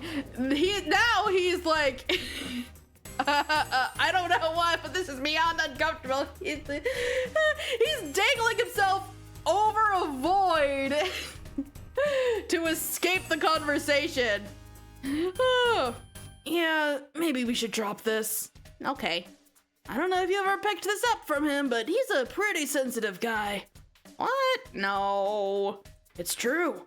He's pretty much the easiest dude to rip on and makes for an irresistible target, but I also have to know where to draw the line. I really don't want to actually, like, upset him. Yeah, me neither.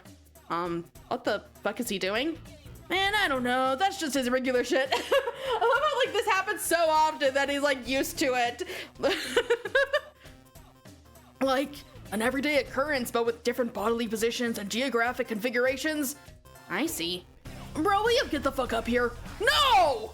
Hey, suit yourself. Oh.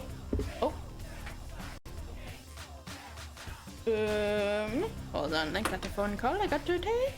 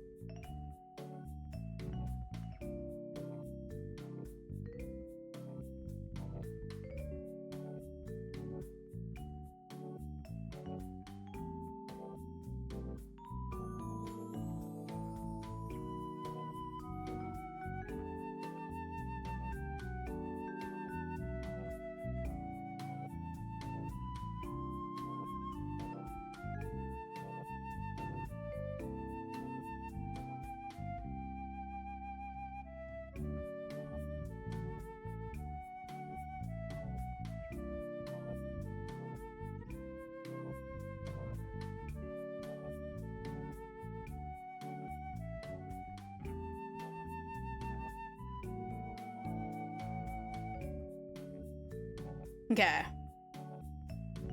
Oh, here we go. And we're back.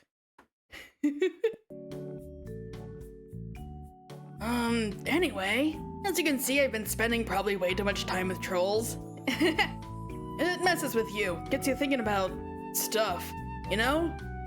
I can imagine. I think life is a lot more boring on the ship, but we talked about you all a lot. You would always wonder how you and Rose were managing to get along with all those crazy trolls. I think mostly we pictured a lot of arguments. It's not too far off. I'm still getting used to having such insane limitless powers that let me go anywhere I want. It's tempting to go to time periods like yours and find out what I missed. But I don't want to mess with too much anymore, since it seems like I got the timeline to a nice stable place as it is. So I guess I just have to do what any regular guy does and imagine fondly what it would be like if I got to travel with you guys.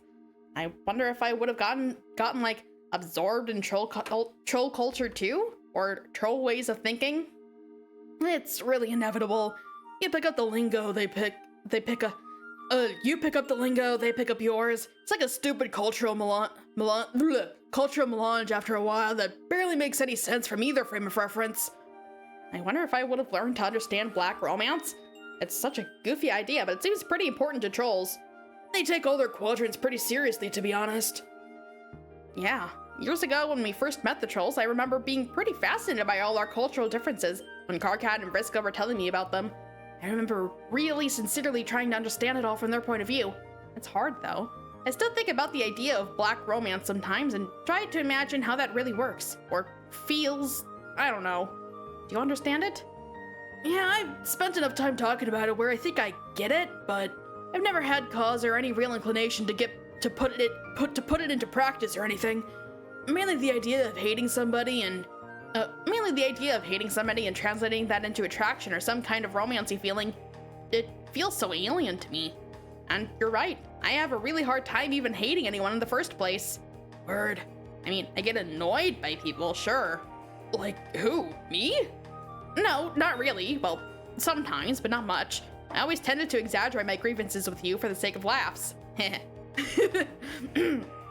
A better example is more recently when I was doing my retcon mission. I was getting really annoyed with Terezi and her mind games. Yup. It definitely never crossed the line to hate, though, because we were working together to try and fix a dire situation. And even though she's weird and insane, she's otherwise a pretty good friend. But all her needling and japes at totally inappropriate times when there was so much on the line. Ugh, it was so frustrating. Egbert, I have news for you. Whoa, he's back. All right side up and everything. I heard you were talking about quadrants, so I decided to pause my tantrum. He admits it's a tantrum. John, all you're doing here is describing the subtle feelings which plant the seed for having a caligulous crush on someone. What? You heard me. You are naively admitting to struggling with some black feelings for Terezi. So, there you go. Question answered. Turns out you are perfectly capable of black romance. Kargat's like, there is hope, and I will make you see this. No. A fair rebuttal. However, consider this counterpoint. Yes? But I don't hate her, and I'm sure I never will. I'm just saying I find her, like, somewhat annoying and really aggravating a lot of the time, but that's it. But that's exactly what the feeling is. It doesn't start out as full-blown antipathy, and rarely even reaches such an extreme level of hostility even over long-term black relationships. There are peaks to it, but otherwise a general ebb and flow to the dark feelings, just like with flushed relationships. Okay, but I don't know if I'm expressing myself clearly. I feel aggravated by her a lot, but that doesn't fully describe, like, there were those negative feelings, but yeah, that's it, right there! The but is always part of it. What you're trying to say is, you had frustrated negative emotions towards her, but they don't comprehensively account for your attitude towards her. Meaning, there are some things about her you actually like, but the negative feelings make it hard for you to put your finger on them, or even want to acknowledge them.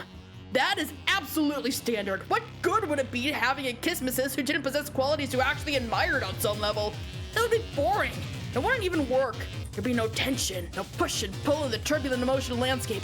The subtle positives add fuel to the negative feelings, often giving them a reason to exist at all. They inflame the aggravating factors, reminding you deep down how much you would like and admire this person if it wasn't for all their infuriating flaws and the incredible sense of frustration that causes along with the associated hot-headed feelings.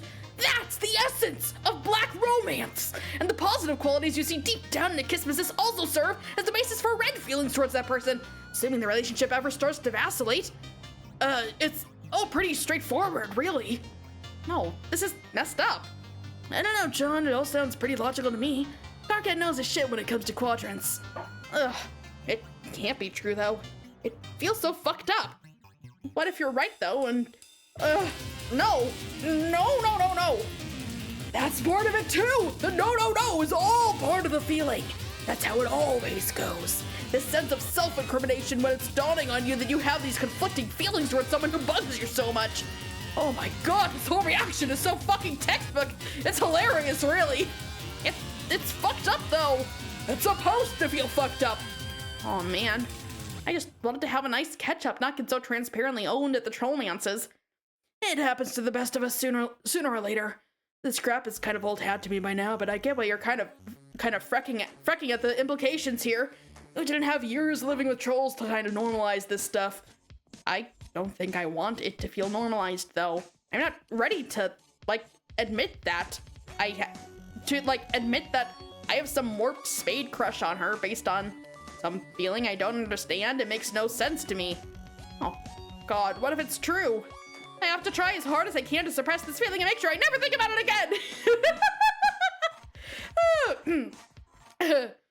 Okay, that sounds like a weenie thing to do, but sure, have fun with that. Fuck. Yeah, probably. Just please don't tell her about any of this, okay, guys? John, you don't have to remind us about one of the most fundamental statutes of the bro code, which is practically fucking scripture on my planet, dating back hundreds of millennia. Dave and I fucking sleep and breathe the bro code in all its closets, no matter how fine the print. Feel free to come and talk to us about this anytime. Your secrets will always be safe. Dude, that sentiment is well and good, but when you're pledging a vow of secrecy, maybe you should try to keep it down a little. Damn! Yeah, sorry! This is really confusing though. Assuming you're right and I am busted on having those feelings. I'm not even saying you are. I'm not even saying you aren't, but I thought humans weren't supposed to be able to feel stuff like that? Like what exactly? Like perceive and feel romantic stuff in the same way trolls do. Because we're aliens to each other. Oh, okay, humans can feel the gay stuff pretty often, I guess. I didn't think we could feel the spade stuff though. I don't know, I thought it was some screwy biological difference? No, I disagree. Both humans and trolls are emotionally versatile sentient beings that can feel many hells of different things. You're probably right. You would know better than me, at least. That's always a smart fallback position, by the way, especially on rap. I could school you on rap, too. Are you confused about rap? No, Dave, I think I'm pretty squared away on rap, at least for now. So, this has been a hell of a reminiscence so far. Yeah. Seriously though, I wasn't actually intending to fork this like instantaneously in the direction of some like legitimately sincere dialogue on fucking sexuality and romance. Didn't plan on this, dude, you gotta believe me. I believe you. It's been cool though. Yeah. Did we cover everything? Probably not. Oh, right. You dated Jade for a while, so there's that. Whoa, what? I mean, Dave's sprite did. Oh. And of course, I mean, the one from my time, obviously not the one from this time, who died, I guess, before that happened? Right. Yeah, this still seems so sad. I guess even when you fix things, not everything can be perfect. Yeah, so how'd that go? Me and Jade, or him and Jade? Okay, I guess. My sense was it was kind of dramatic overall. I'm not sure it was the best relationship, probably because of Dave Sprite's, unique issues. But there were a lot of fun memories. I'll tell you about them sometime. Maybe when Jade is awake, because I'm sure she'd want to know too. Yeah. Hey, the girl you came with, Rose's mom. Roxy? Yeah, what's she like? She's nice. Really nice. She's fun and easy to talk to. It almost feels like she's always been one of our friends, you know? Yeah. How long have you and she actually been traveling together? Not too long. We only met like a day ago, I mean, from my perspective. Huh. She's been through some really difficult stuff recently. Oh, we both have, actually. But I feel like it was all a bit more personal for her. Being on her adventure, then suddenly losing all her friends and watching Rose die right there while she's been kind of viewing Rose as a version of her mom. I was just some goofball drifting randomly here and there between realities, so I was mostly just confused by everything. But for her, I could tell it was all really devastating. I'm so happy she gets to be with Rose again. Not to mention all of her other friends. For some reason, I feel happier for her getting to reunite with people she lost than I do for myself. It sounds like you like her. I do. No, I mean, actually like her. Oh. I don't know, maybe? I mean, he even said that they weren't traveling together long. Like, Dave, where are you getting this from? Oh, dude, after one day, maybe you should slow your roll. I didn't say I did, though. I'm joking, joking, it's fine, who cares? Oh, okay. She's my mom, isn't she? And I'm not sure if you should keep thinking about all our relations that way. Why? It's kind of weird. Is it? Do you feel weird about dating my mom? Is that it? I'm not dating her, though. Like, literally nothing's happened. Maybe it's just a me thing, but I honestly have not picked up on any sort of romance or hint between John and Roxy at all. Unless maybe Dave's trying to throw off, trying to throw something his way to like distract from John's accusation of him and Carcat. Unless the shipping was rampant. Oh god, honestly, yeah, I can see justification for ships pretty much anyway among the humans and the trolls too, really. Like I can't really think of any where I would be like no, absolutely not. I can't see that at all. Especially when you bring in the trolls like quadrants into it. Like, the possibilities are endless. I'm not dating her though. But if you did, then you wouldn't want to think of her like that because of like the familial weird times it invokes. Jeez. The polystabilities.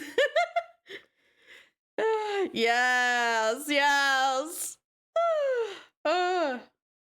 Then you wouldn't want to think of her like that because of the familial weird times it invokes. Jeez. I don't know. I don't know if I'm ready for every single deep conversation we can squeeze into this wacky rapid fire session of fun pal talk. Okay, but I think I like thinking of her as my mom, even if it's a little weird. You do? Why? Not sure.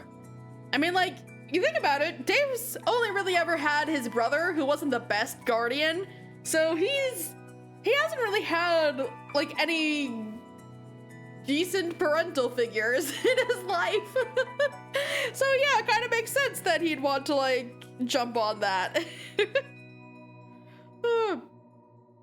I'm not sure. I never even stopped and thought about it before. The idea of what it would be like to have a mom instead of a hyper-aggressive lunatic. Yeah, exactly! Instead of a hyper-aggressive lunatic of an adult male guardian. I never let myself give it a second of consideration.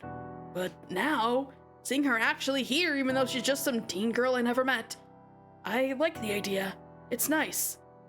Given how, like, Roxy has been quick to jump on the idea of Rose as her mom, and Rose jumping on the idea of Roxy as her mom, sort of, I don't think Roxy would be entirely opposed to, like, claiming a familial relationship with Dave like that. I don't think she'd be entirely opposed. Maybe a bit weird at first, but I don't think, I don't know, maybe, because it is kind of different to be like, oh, this person is my mom who I lost, who's also a teen, blah, blah, blah. It's kind of different to be like, oh, I have a kid? It's a bit different jump to, like, suddenly be a teen, like, wait, what? There's this, it's a bit of a different jump in logic there. But I don't think she'd be entirely opposed to it. I don't think so. But for Dave's sake, I hope things work out there. But because he does think of Roxy as his mom already, it is a bit weird that he's trying to hook John up with her.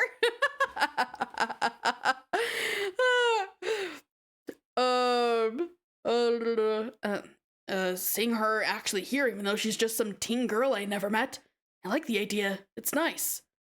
Okay, that's actually kind of cute. It is. I hope things work out that way. Yeah, I guess it kind of fucking is. All right, well, no matter what happens, it's okay with me if you want to think of her that way. Sweet. Okay, we're back around. But that's so sweet.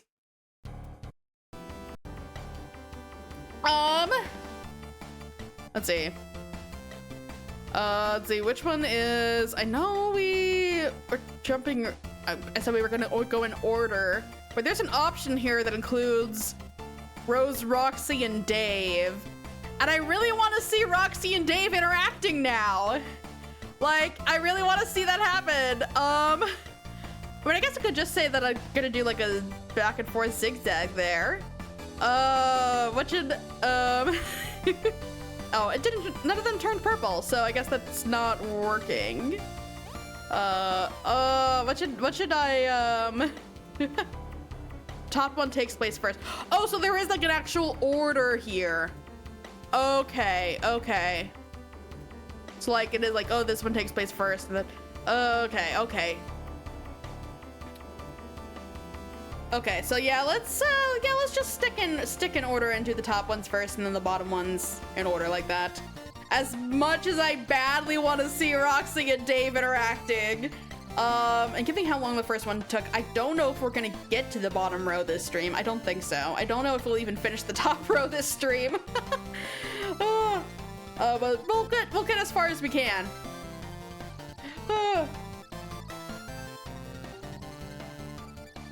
Hydration. Yeah. I think we'll probably like be.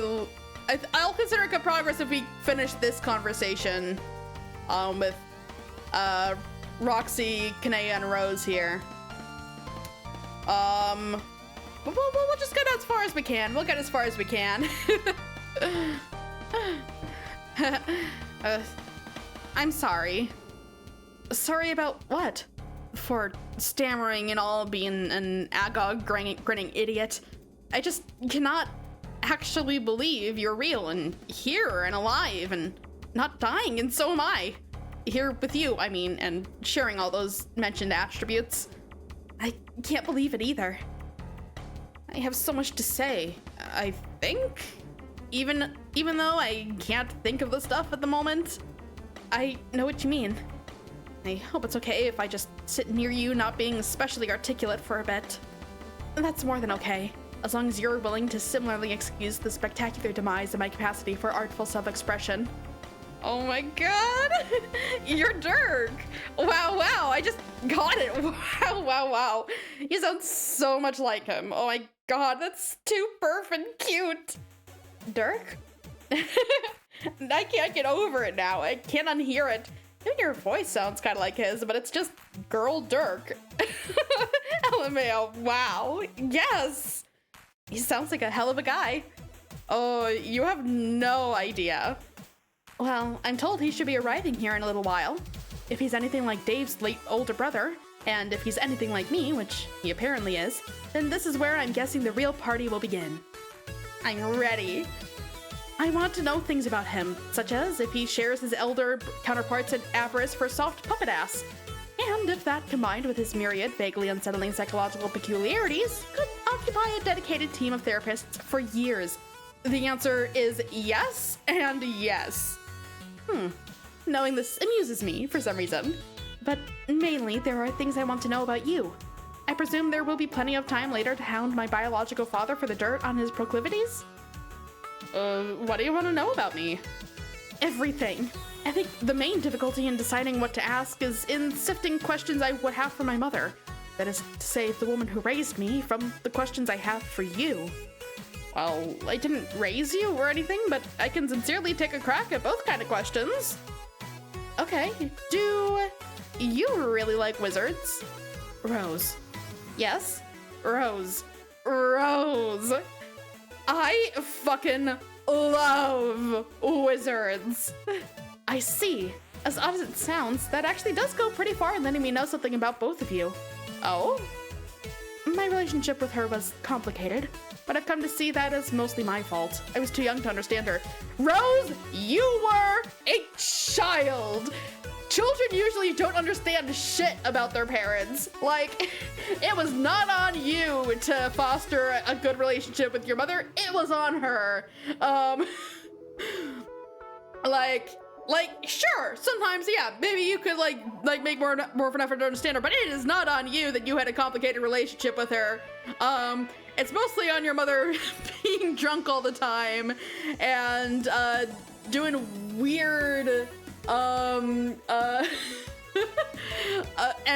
her ways of reaching out to you being kind of like weird and roundabout.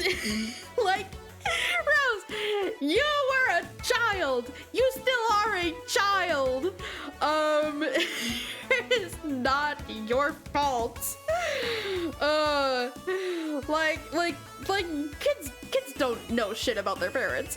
Kids don't understand anything about their parents as people.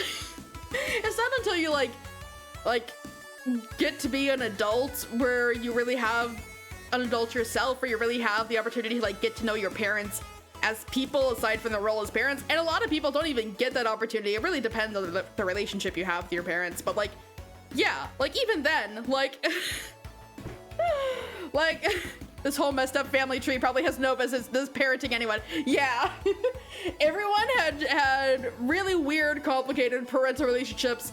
I think John had the healthiest with his dad, and even that was kind of weird with his dad's like weird insistence on the clown thing because he thought John liked clowns.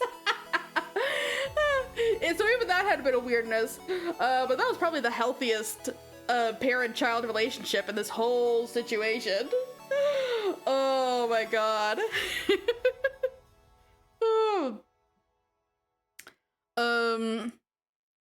My relationship with her was complicated, but I've come to see that as mostly my fault. I was too young to understand her. Yeah, exactly, you were too young to understand her, which means that it is not your fault that you were too young to understand her, which means that your complicated relationship is not your fault. Oh, Rose. I relate to this too much, though. I relate to this so much. Just feeling like, oh, I should have done more to understand my parent when I had the chance. That it's, I never even got the chance to misunderstand my mom, or grown-up you, I didn't get to misunderstand her in person, more like as a legendary figure, because I grew up 400 years after she died. Right. I think I'm going to have to call the contest early. Yours is the more interesting biography by quite a lot. Not really. Not to me, at least. I was lonely. I thought about her a lot to pass the time. She was pretty amazing, at least according to history. She wrote hella books about wizards and rode a genocidal fat man down a waterfall full of blood. She wrote hella books about wizards? And they were famous and good and everything. It sounds like I fumbled into the wrong line of work. There's no money in this spur business. Well, there is. It just comes in incredibly stupid denominations which are not particularly useful. Do you have copies of these books? Yes. Yes, I do. There are copies back on my planet, assuming John didn't retcon them away like a book thief and snake. I would really love to read them sometime if you wouldn't mind. No, not at all. By the way, this is Kanea. Sorry for the combination of bad manners and general dumbfoundedness which preclude a more timely introduction. Hello. Hey, that's a nice name, and also you're pretty. Thank you. I admire the aesthetics of your name and appearance as well, and in no small part due to their respective similarity to your daughters. Wow, man, that was somehow both a convoluted thing to say, yet smooth as hell. I'm impressed. Welcome to Miriam City. Population, a whole lot of great remarks like that. But yes, I'll get you those books. They're great. They make me want to write my own wizard books. Did you? Yeah, sorta? Could I read them? Hey, you got to read mine. Yeah, but you were like an old pro when you wrote yours. They were freaking masterpiece wizard fics. They won Pulitzers and shit. Did they really? Isn't the Pulitzer for journalism? Or am I misremembering that? Hold on. I'm realizing I know nothing about literary prizes. Yeah, award for achievements in journalism. Oh wait, journalism, literature, and musical composition. Okay, so it's a whole bunch of, oh, that's a lot of stuff. Audio reporting, biography, breaking news reporting, breaking news photography, commentary, criticism, drama, editorial writing, explanatory reporting, feature photography, feature writing, fiction. Okay, so there's a fiction section. General. Okay, so yeah, I could have won a Pulitzer. I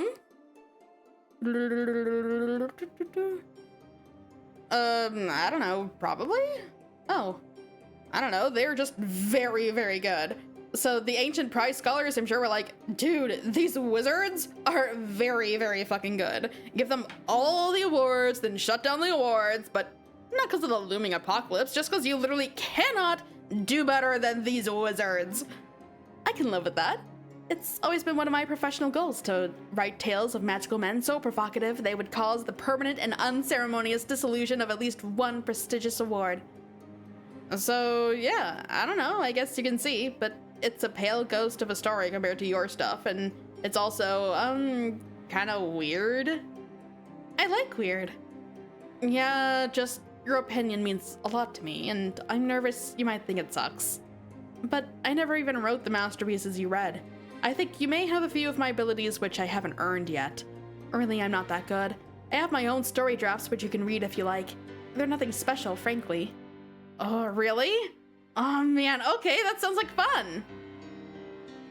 If, during your manuscript exchange, you need someone to read over your shoulder, say, to proofread, or to purge each sentence of punctuation and capitalize the first letter of every word, I'd be happy to volunteer. Kanea's like, please let me convert your entire books into my writing quirk. Please! I'd be happy to volunteer. Strictly professionally, of course, and not because I really want to read your wizard things too. I really want to read your wizard things too. I hope that's okay. Yeah, sure, it's okay. Kanea, I'm sorry, me and Rose are babbling away here to each other. We don't mean to be excluding you. It's fine. I'm thoroughly enjoying my role as a spectator. I know that Rose has been looking forward to this a lot, and that she received similarly vicarious and politely passive enjoyment from the interactions I had with my ancestor. So now I will just resume the politely passive part of it. You don't gotta. Jump in whenever you're feeling like it. I love meeting new trolls. Well, at least when they're not evil or something. I love them not evil trolls. Like the cranky one over there in Rad Ruby Shades. Terezi. Yeah, she's a boss. That's a pretty fair way to describe the attitude of anyone higher than me on the hemo spectrum, but yes, you are right. Oh, also, lest we forget, dear Fefida.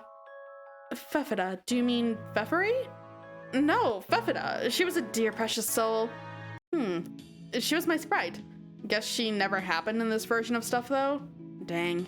That's sad, but maybe not quite as sad as her existing than exploding? I'm confused. I wonder what even else is different. I'm confused! Don't worry, Roxy, I feel confused all the time. Well, you died too. I did? Yes, well, pushing me out of the way of a fork. So thank you for that, retroactively, and to a different version of you. Jeez. Yeah, I had a really similar thing happen in my timeline, also involving a fork.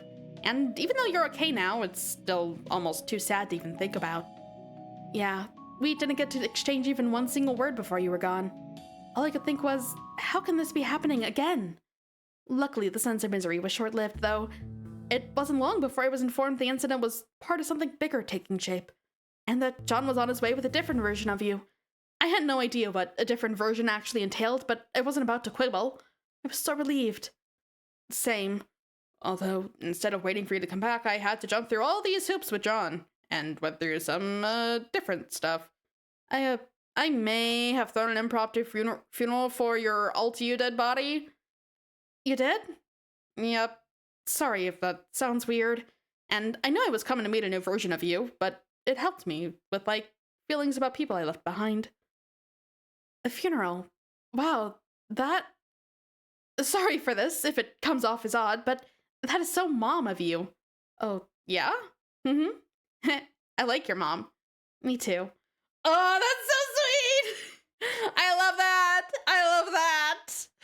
Love it, like the common trait between Rose's mom and Roxy's, it seems to be wizards and throwing funerals. Oh, that's funny. Oh, hi, kitty. Hi, you want pets? You want pets? Hi. Aww. You just head bumped my leg. That's so cute. Hi. Oh, you're so soft and fluffy. Okay. I don't mean to be too analytical about getting to know you, really. I guess comparisons are a little hard for me to avoid since the adult version of you played such a significant role in my life. So I can't help seeing the similarities when they're there. But also, you're so clearly your own person, shaped by your own experiences, and that is the person I would prefer to get to know, rather than a young avatar for the memory of a departed parent. Yet, this is the context which somewhat inescapably colors my perception of you reveal. So, well, some observations are in the vein of predictable, charmingly so, mind you. Others I regard as surprising. What about me is surprising? Well, you don't quite seem like a person who, who drinks a lot? No, she is. I don't want to ask anything that would sound rude to you or spiteful to her, because I don't feel that conflicted about this anymore, particularly since I had my own troubles with it. So it would be pretty hypocritical. Conflicted about what? Let me back up a little. It was a long ride on that meteor. One experiences things over a few years, given a lot of time to think about. One experiences things over a few years, given a lot of time to think. Changes and such. About halfway through, I started thinking more about Mom and about you, knowing that I'd probably meet you and, I don't know, live up to the experience. It's silly, but I'm guessing you understand what I mean. Basically, I was nervous, and it was all mixed up with feelings of conflict and remorse over my mother, who, to my hazy preteen recollection, never wasted a day in my life on sobriety. She and her habit put all those days to quite effective use, actually, and I don't even quite remember the thought process that led to this, but I sort of ran with it too. The habit, I mean, for a while, at least. I was still distraught about losing her and wanted to understand her, to connect with her in some way, and I guess that was the only idea I had. And on some level, I think connecting with her was also a way of preparing myself to meet you. Even though that probably makes no sense, since you are literally her and don't share all her... I guess I shouldn't speak for you, though. So, you're saying you're surprised I'm unlike her in that way, because I don't seem like someone who'd get drunk off her ass all the time? That is kind of funny, considering we literally meet Roxy when she's drunk. Well, I guess I should be flattered if you really think so, but, wrong. So, my story is kind of like yours. I had a mom I never knew and wanted to feel closer to her however I could. I grew up mostly unsupervised in our old house, and it had all this old stuff in it, plus some old booze squirreled away here and there. And I just started up even though I was way too young for shit like that, and whoops. And like I said, I was a bit light on discipline around then. It's not like a bunch of silly pumpkin eaters who were gonna stop me. Pumpkin eaters were gonna stop me. Pumpkin eaters? Just guys, loads of them. But yeah, I wanted to be like her and do what she did, but mostly just made a hot catastrophe of myself. I doubt that's what she wanted. At the time, it seemed like a cool thing a real intellectual and mysterious book celebrity would do, while also leading a badass and secretly subversive life in opposition of tyranny. But I think what is more likely is she knew the whole world would end and everyone would die no matter what she did, which was probably hard to live with. I don't know if I can blame the old lady for wanting to get a wee bit sauced after a couple of rapping clowns won a presidential election. Yeah, wait, what? Clowns? Long story. Bad story. Please continue. Okay. Yes, I'm sure my mother knew the end was coming too. Knowing that helped put a lot of her behavior in context for me. I was always too young to understand. Poor moms. Poor adult dead sexy lady us. Poor adult dead sexy lady us. Truth. But anyway, back to us. Kid alive, sexy lady us. Yes. It sounds like your Rose had an incredible career, but all things considered, I prefer being kid alive, sexy lady me. Agreed. I know what you mean about being nervous, about meeting you, I mean. Maybe nervous isn't quite right, but when I started thinking about meeting you was when I started thinking I should try being not quite such a mess. So I started taking the idea of cleaning up my act more seriously. Ultimately, I concluded the same thing. I decided it wouldn't be a very dignified way to make an entrance, or for that matter, a very constructive way to help out in a struggle to preserve reality. Luckily, I was able to cut it out a while ago. I admit it wasn't easy, but it helped a lot to have people around looking out for me. Poke! Kanea sits poked. And it seems some help from Vriska as well. Yeah, I had friends help me too. I couldn't have done it without them either. I've never had IRL friends before this trip. It's interesting to observe the various ways they apply themselves to your benefit. Some people are around to make you feel like you're worth sticking with, even when you fuck up. And some people are around to kick your ass to make sure you don't. I think I had to play the latter role to my friends a lot, and also to myself, I guess, who kicked your ass. Was it the yelly guy over there? No, Carcat was mostly preoccupied with his own shenanigans. The yelling is deceptive. He's a rather private person. Vriska, however, she really is quite an extravagant bitch. But it turns out people like that tend to have some convenient assets, such as the sheer force of personality to keep a bunch of idiots from falling apart. Don't get me wrong, it's quite annoying, but useful. Yeah, I probably should have been more of a bitch to all my peeps. Maybe we wouldn't have gone to jail and died. Let it be a lesson to us all. And Dave watching in the back, yeah! Seriously though, it's so nice hearing your stories, especially the similarities of stuff we experienced. Wizards and writing and mom stuff and even bad things we went through. And obviously we were similar by DNA and all, but even so, it still feels comforting that even if you flip the universe upside down and change it all around, pull us apart by centuries, kill humans off, flood the world, we're still connected to each other in a mysterious way that goes beyond genes and circumstance. And I think that is some tight frickin' noise to consider. I'm considering it right now, and yes, that noise, it is so tight. Oh, they're all happy. Hey, what are we all talking about over here? Damn it, Dave. He wants some time with his mom too. Okay, so now it's Vriska, Tavros, and Jake. Tavros, Sprite, is it okay if we pretend to have a conversation over here for a while? So I look busy and not come off as as big of a doofus as I feel like? I can oblige and also personally identify with that idea and the feelings of self-lameness behind it. But I could also help you out with a real conversation too instead of a fake one. In fact, maybe we already even said enough words together just now for that to qualify. Oh, Tavros, Sprite, you've always been the one ray of light shining through the clouds in what has otherwise been an emotionally stormy game experience for me. I'm so grateful you found it in your ghostly bosom. Ghostly bosom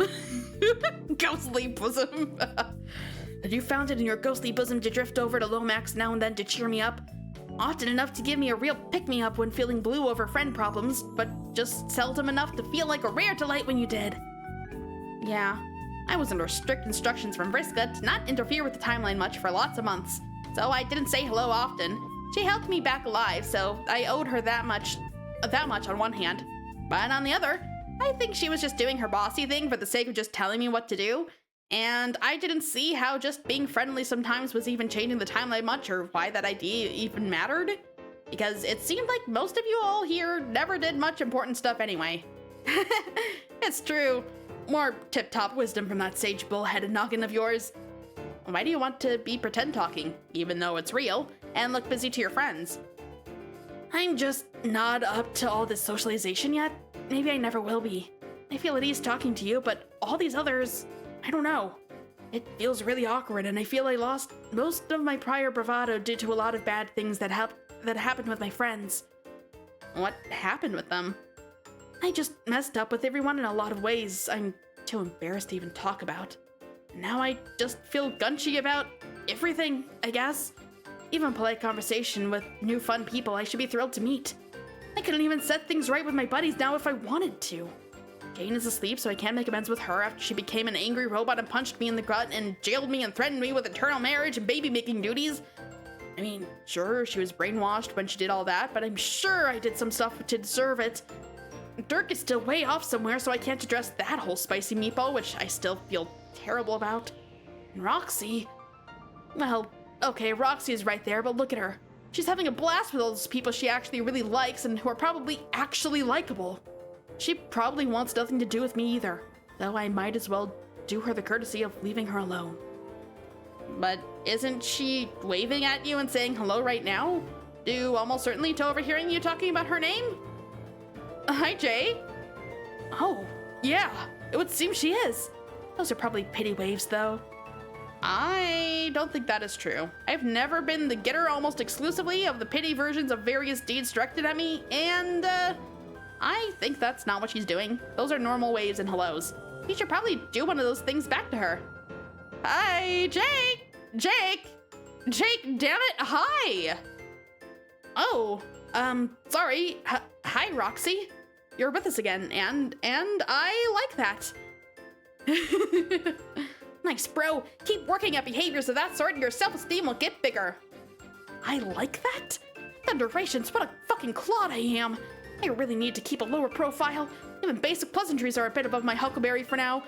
Dude, she liked it. She was happy about it. You're doing fine. You're doing fine. I get it. Self-esteem is probably the hardest emotion to master. It helps to have help. And I appreciate it, Mr. Tavros Sprite. I do. No, I mean, not from me. Do you have a fantasy phantom representing your self-esteem who you can look up to? A phantom? Yes, I did once, and it helped me. Then he became real and really helped me, but not because of believing or anything. Just because of coincidence. He happened to be my ancestor. Well, I suppose I have something like that. A brain ghost of my friend Dirk who visits me sometimes. I guess he represents my self-esteem, but I don't know how helpful he actually is. Why? Because of all the consternation that my relationship with real Dirk has caused me. He says all the right things to make me feel better about myself, but when he visits my brain, I never actually feel that comfort or that comfortable or good about myself. I just feel kind of weird and truthfully spend most of the time hoping he just goes away. He probably knows that too because he's my brain and it makes me feel weirder. I see. Your brain is complicated then. I'm guessing it's because you're some sort of genius. Really? Yes, absolutely. I have a sense for these things. No, I think it's because he's in a weird place in his relationship with Dirk. Gosh. I really don't think that's the case, Tavros. Maybe, instead of listening to the upsetting words of a complicated brain ghost, what a brilliant mind like you needs is something simpler, like listening to the nice and flattering words of a real friend. Maybe you're right. Not related to that, have I mentioned? You're actually quite handsome for a human. Oh, you think so? Also, you have a dashing personality and you seem pretty strong. And your very small pair of creamy-looking pants is really cool. Holy cow. You're right, Tavros Sprite. These nice observations about me. They really do seem to be making me feel at least infinitesimally better about myself. What a chum. This is only the beginning of the feel-good feelings you can force inside you. Through the repetitive mentionings of such things about you, but also through developing yourself as a brave, alive hero. It's too late for me to do that since I lived a weak life, died, and was lucky enough to have a friend with a good enough heart to bring me back. But only as a spiritual guide such as the one floating before you, so I can't be that heroically great anymore by tragic definition, but you can. You're living, strong, nice, and of even higher importance, immortal.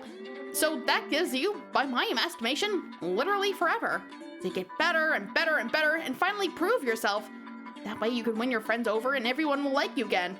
Or maybe we do some retrospection about about ourselves. Sit in the bad feelings for a bit and learn from them and get better.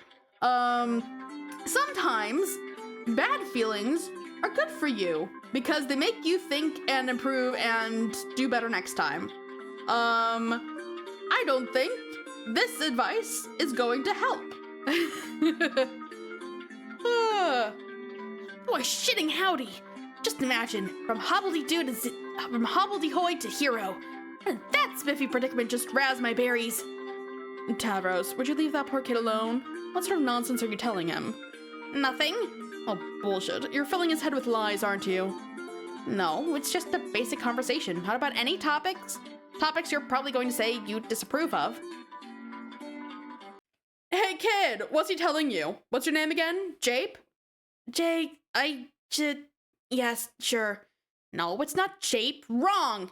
Who even cares? Your overly simplistic human names all sound so like to me. Anyway, listen, Jape. Whatever load of shit he's selling you in a misguided effort to cheer you up, don't listen to him. It's all a bunch of sappy, delusional garbage. They're not going to let you down easy, and someday you'll realize this is the biggest favor anyone's ever done for you. You are never going to do anything important, and you'll never amount to anything, period. Neither is Tavros. I don't think going in the opposite direction is going to be very helpful either, Vriska. Oh, wait, no, now, hold on.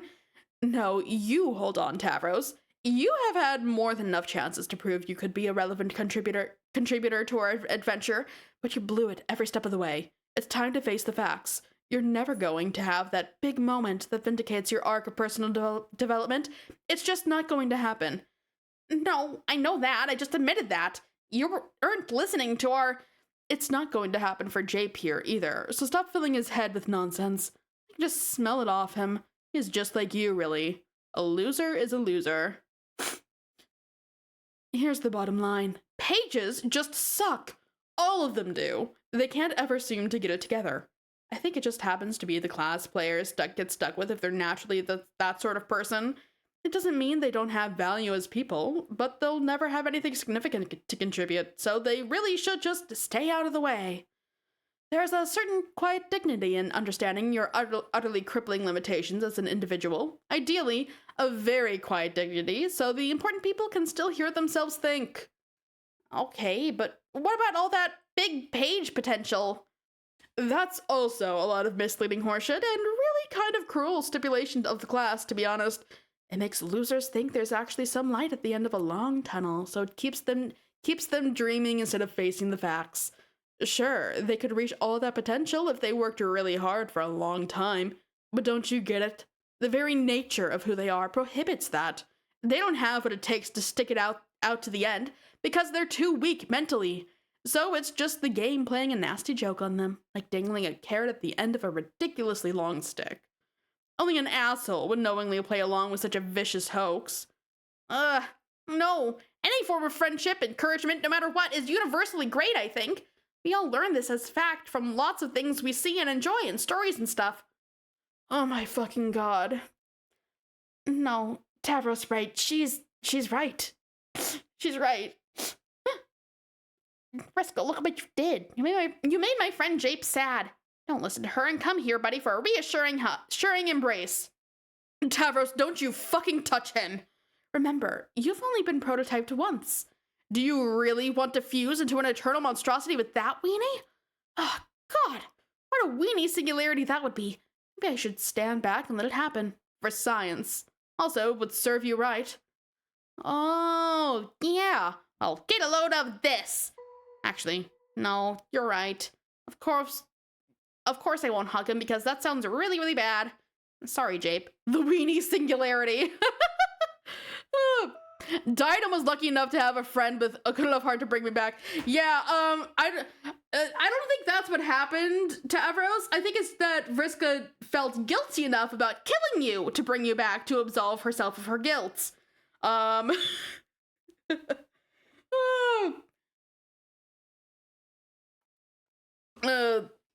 weenie singularity of gay weenies. Yeah, maybe don't fuse with them. Okay. Okay. See, we have 7 minutes left. How far can we get into this? Vriska, shouldn't we get back to our strategy meeting soon? Yeah, pretty soon. It's like we used to say in the old days. Time is dead, kids. Believe me, I haven't forgotten. That's as true now as it ever was. Only difference is now we're working together to prevent the bodies from piling up. We still have a little time before we need to get serious, and anyway, when you're managing a team, you need to balance things. You gotta keep morale up, you know? The troops have been itching for a feel-good moment like this for a long time. As a competent leader/power gamer extraordinaire, it's incumbent on me to recognize that and cut them a bit of slack. Give them a little space to remember what they're all fighting for, you know? Yeah, great point. We could do the same, you know? Over the last few years, we've had so many great times and buried all the old hatchets deep enough that I think it's easy to take a relationship for granted. It doesn't hurt to remind ourselves how lucky we both are, and how close we came to going in completely different directions. Anyway, I'm glad this is the path we chose. I couldn't ask for a better morale. Oh. Yeah, that's just my warning that we have 5 minutes left in stream. Oh. Me neither. I don't know how I would have lived with myself if I had gone through with it. And we'd be dead if I hadn't. Thank God for Egbert. Never, never, never tell him I said this, but for a dork, he's, let's just say, you did a great job training him once upon a time. Hey, so did you. Some version of yourself was badass enough to write down all those instructions in her own blood just before she died. Sounds like a real hero to me. Sometimes I wonder what things would be like if we never had our falling out. It was a lot like this back in the old days, remember? Just hanging out, working together. Not much drama, except I guess for the occasional ethical debate on how our foes should be dealt with. What if it never spiraled out of control? If I never blinded you? If you never blew off my arm? What if you decided to send John back to change all that instead? I didn't write the instructions myself, but I'm sure I never considered it. Everything we went through back then made us stronger. It was something to work to put behind us, not erase.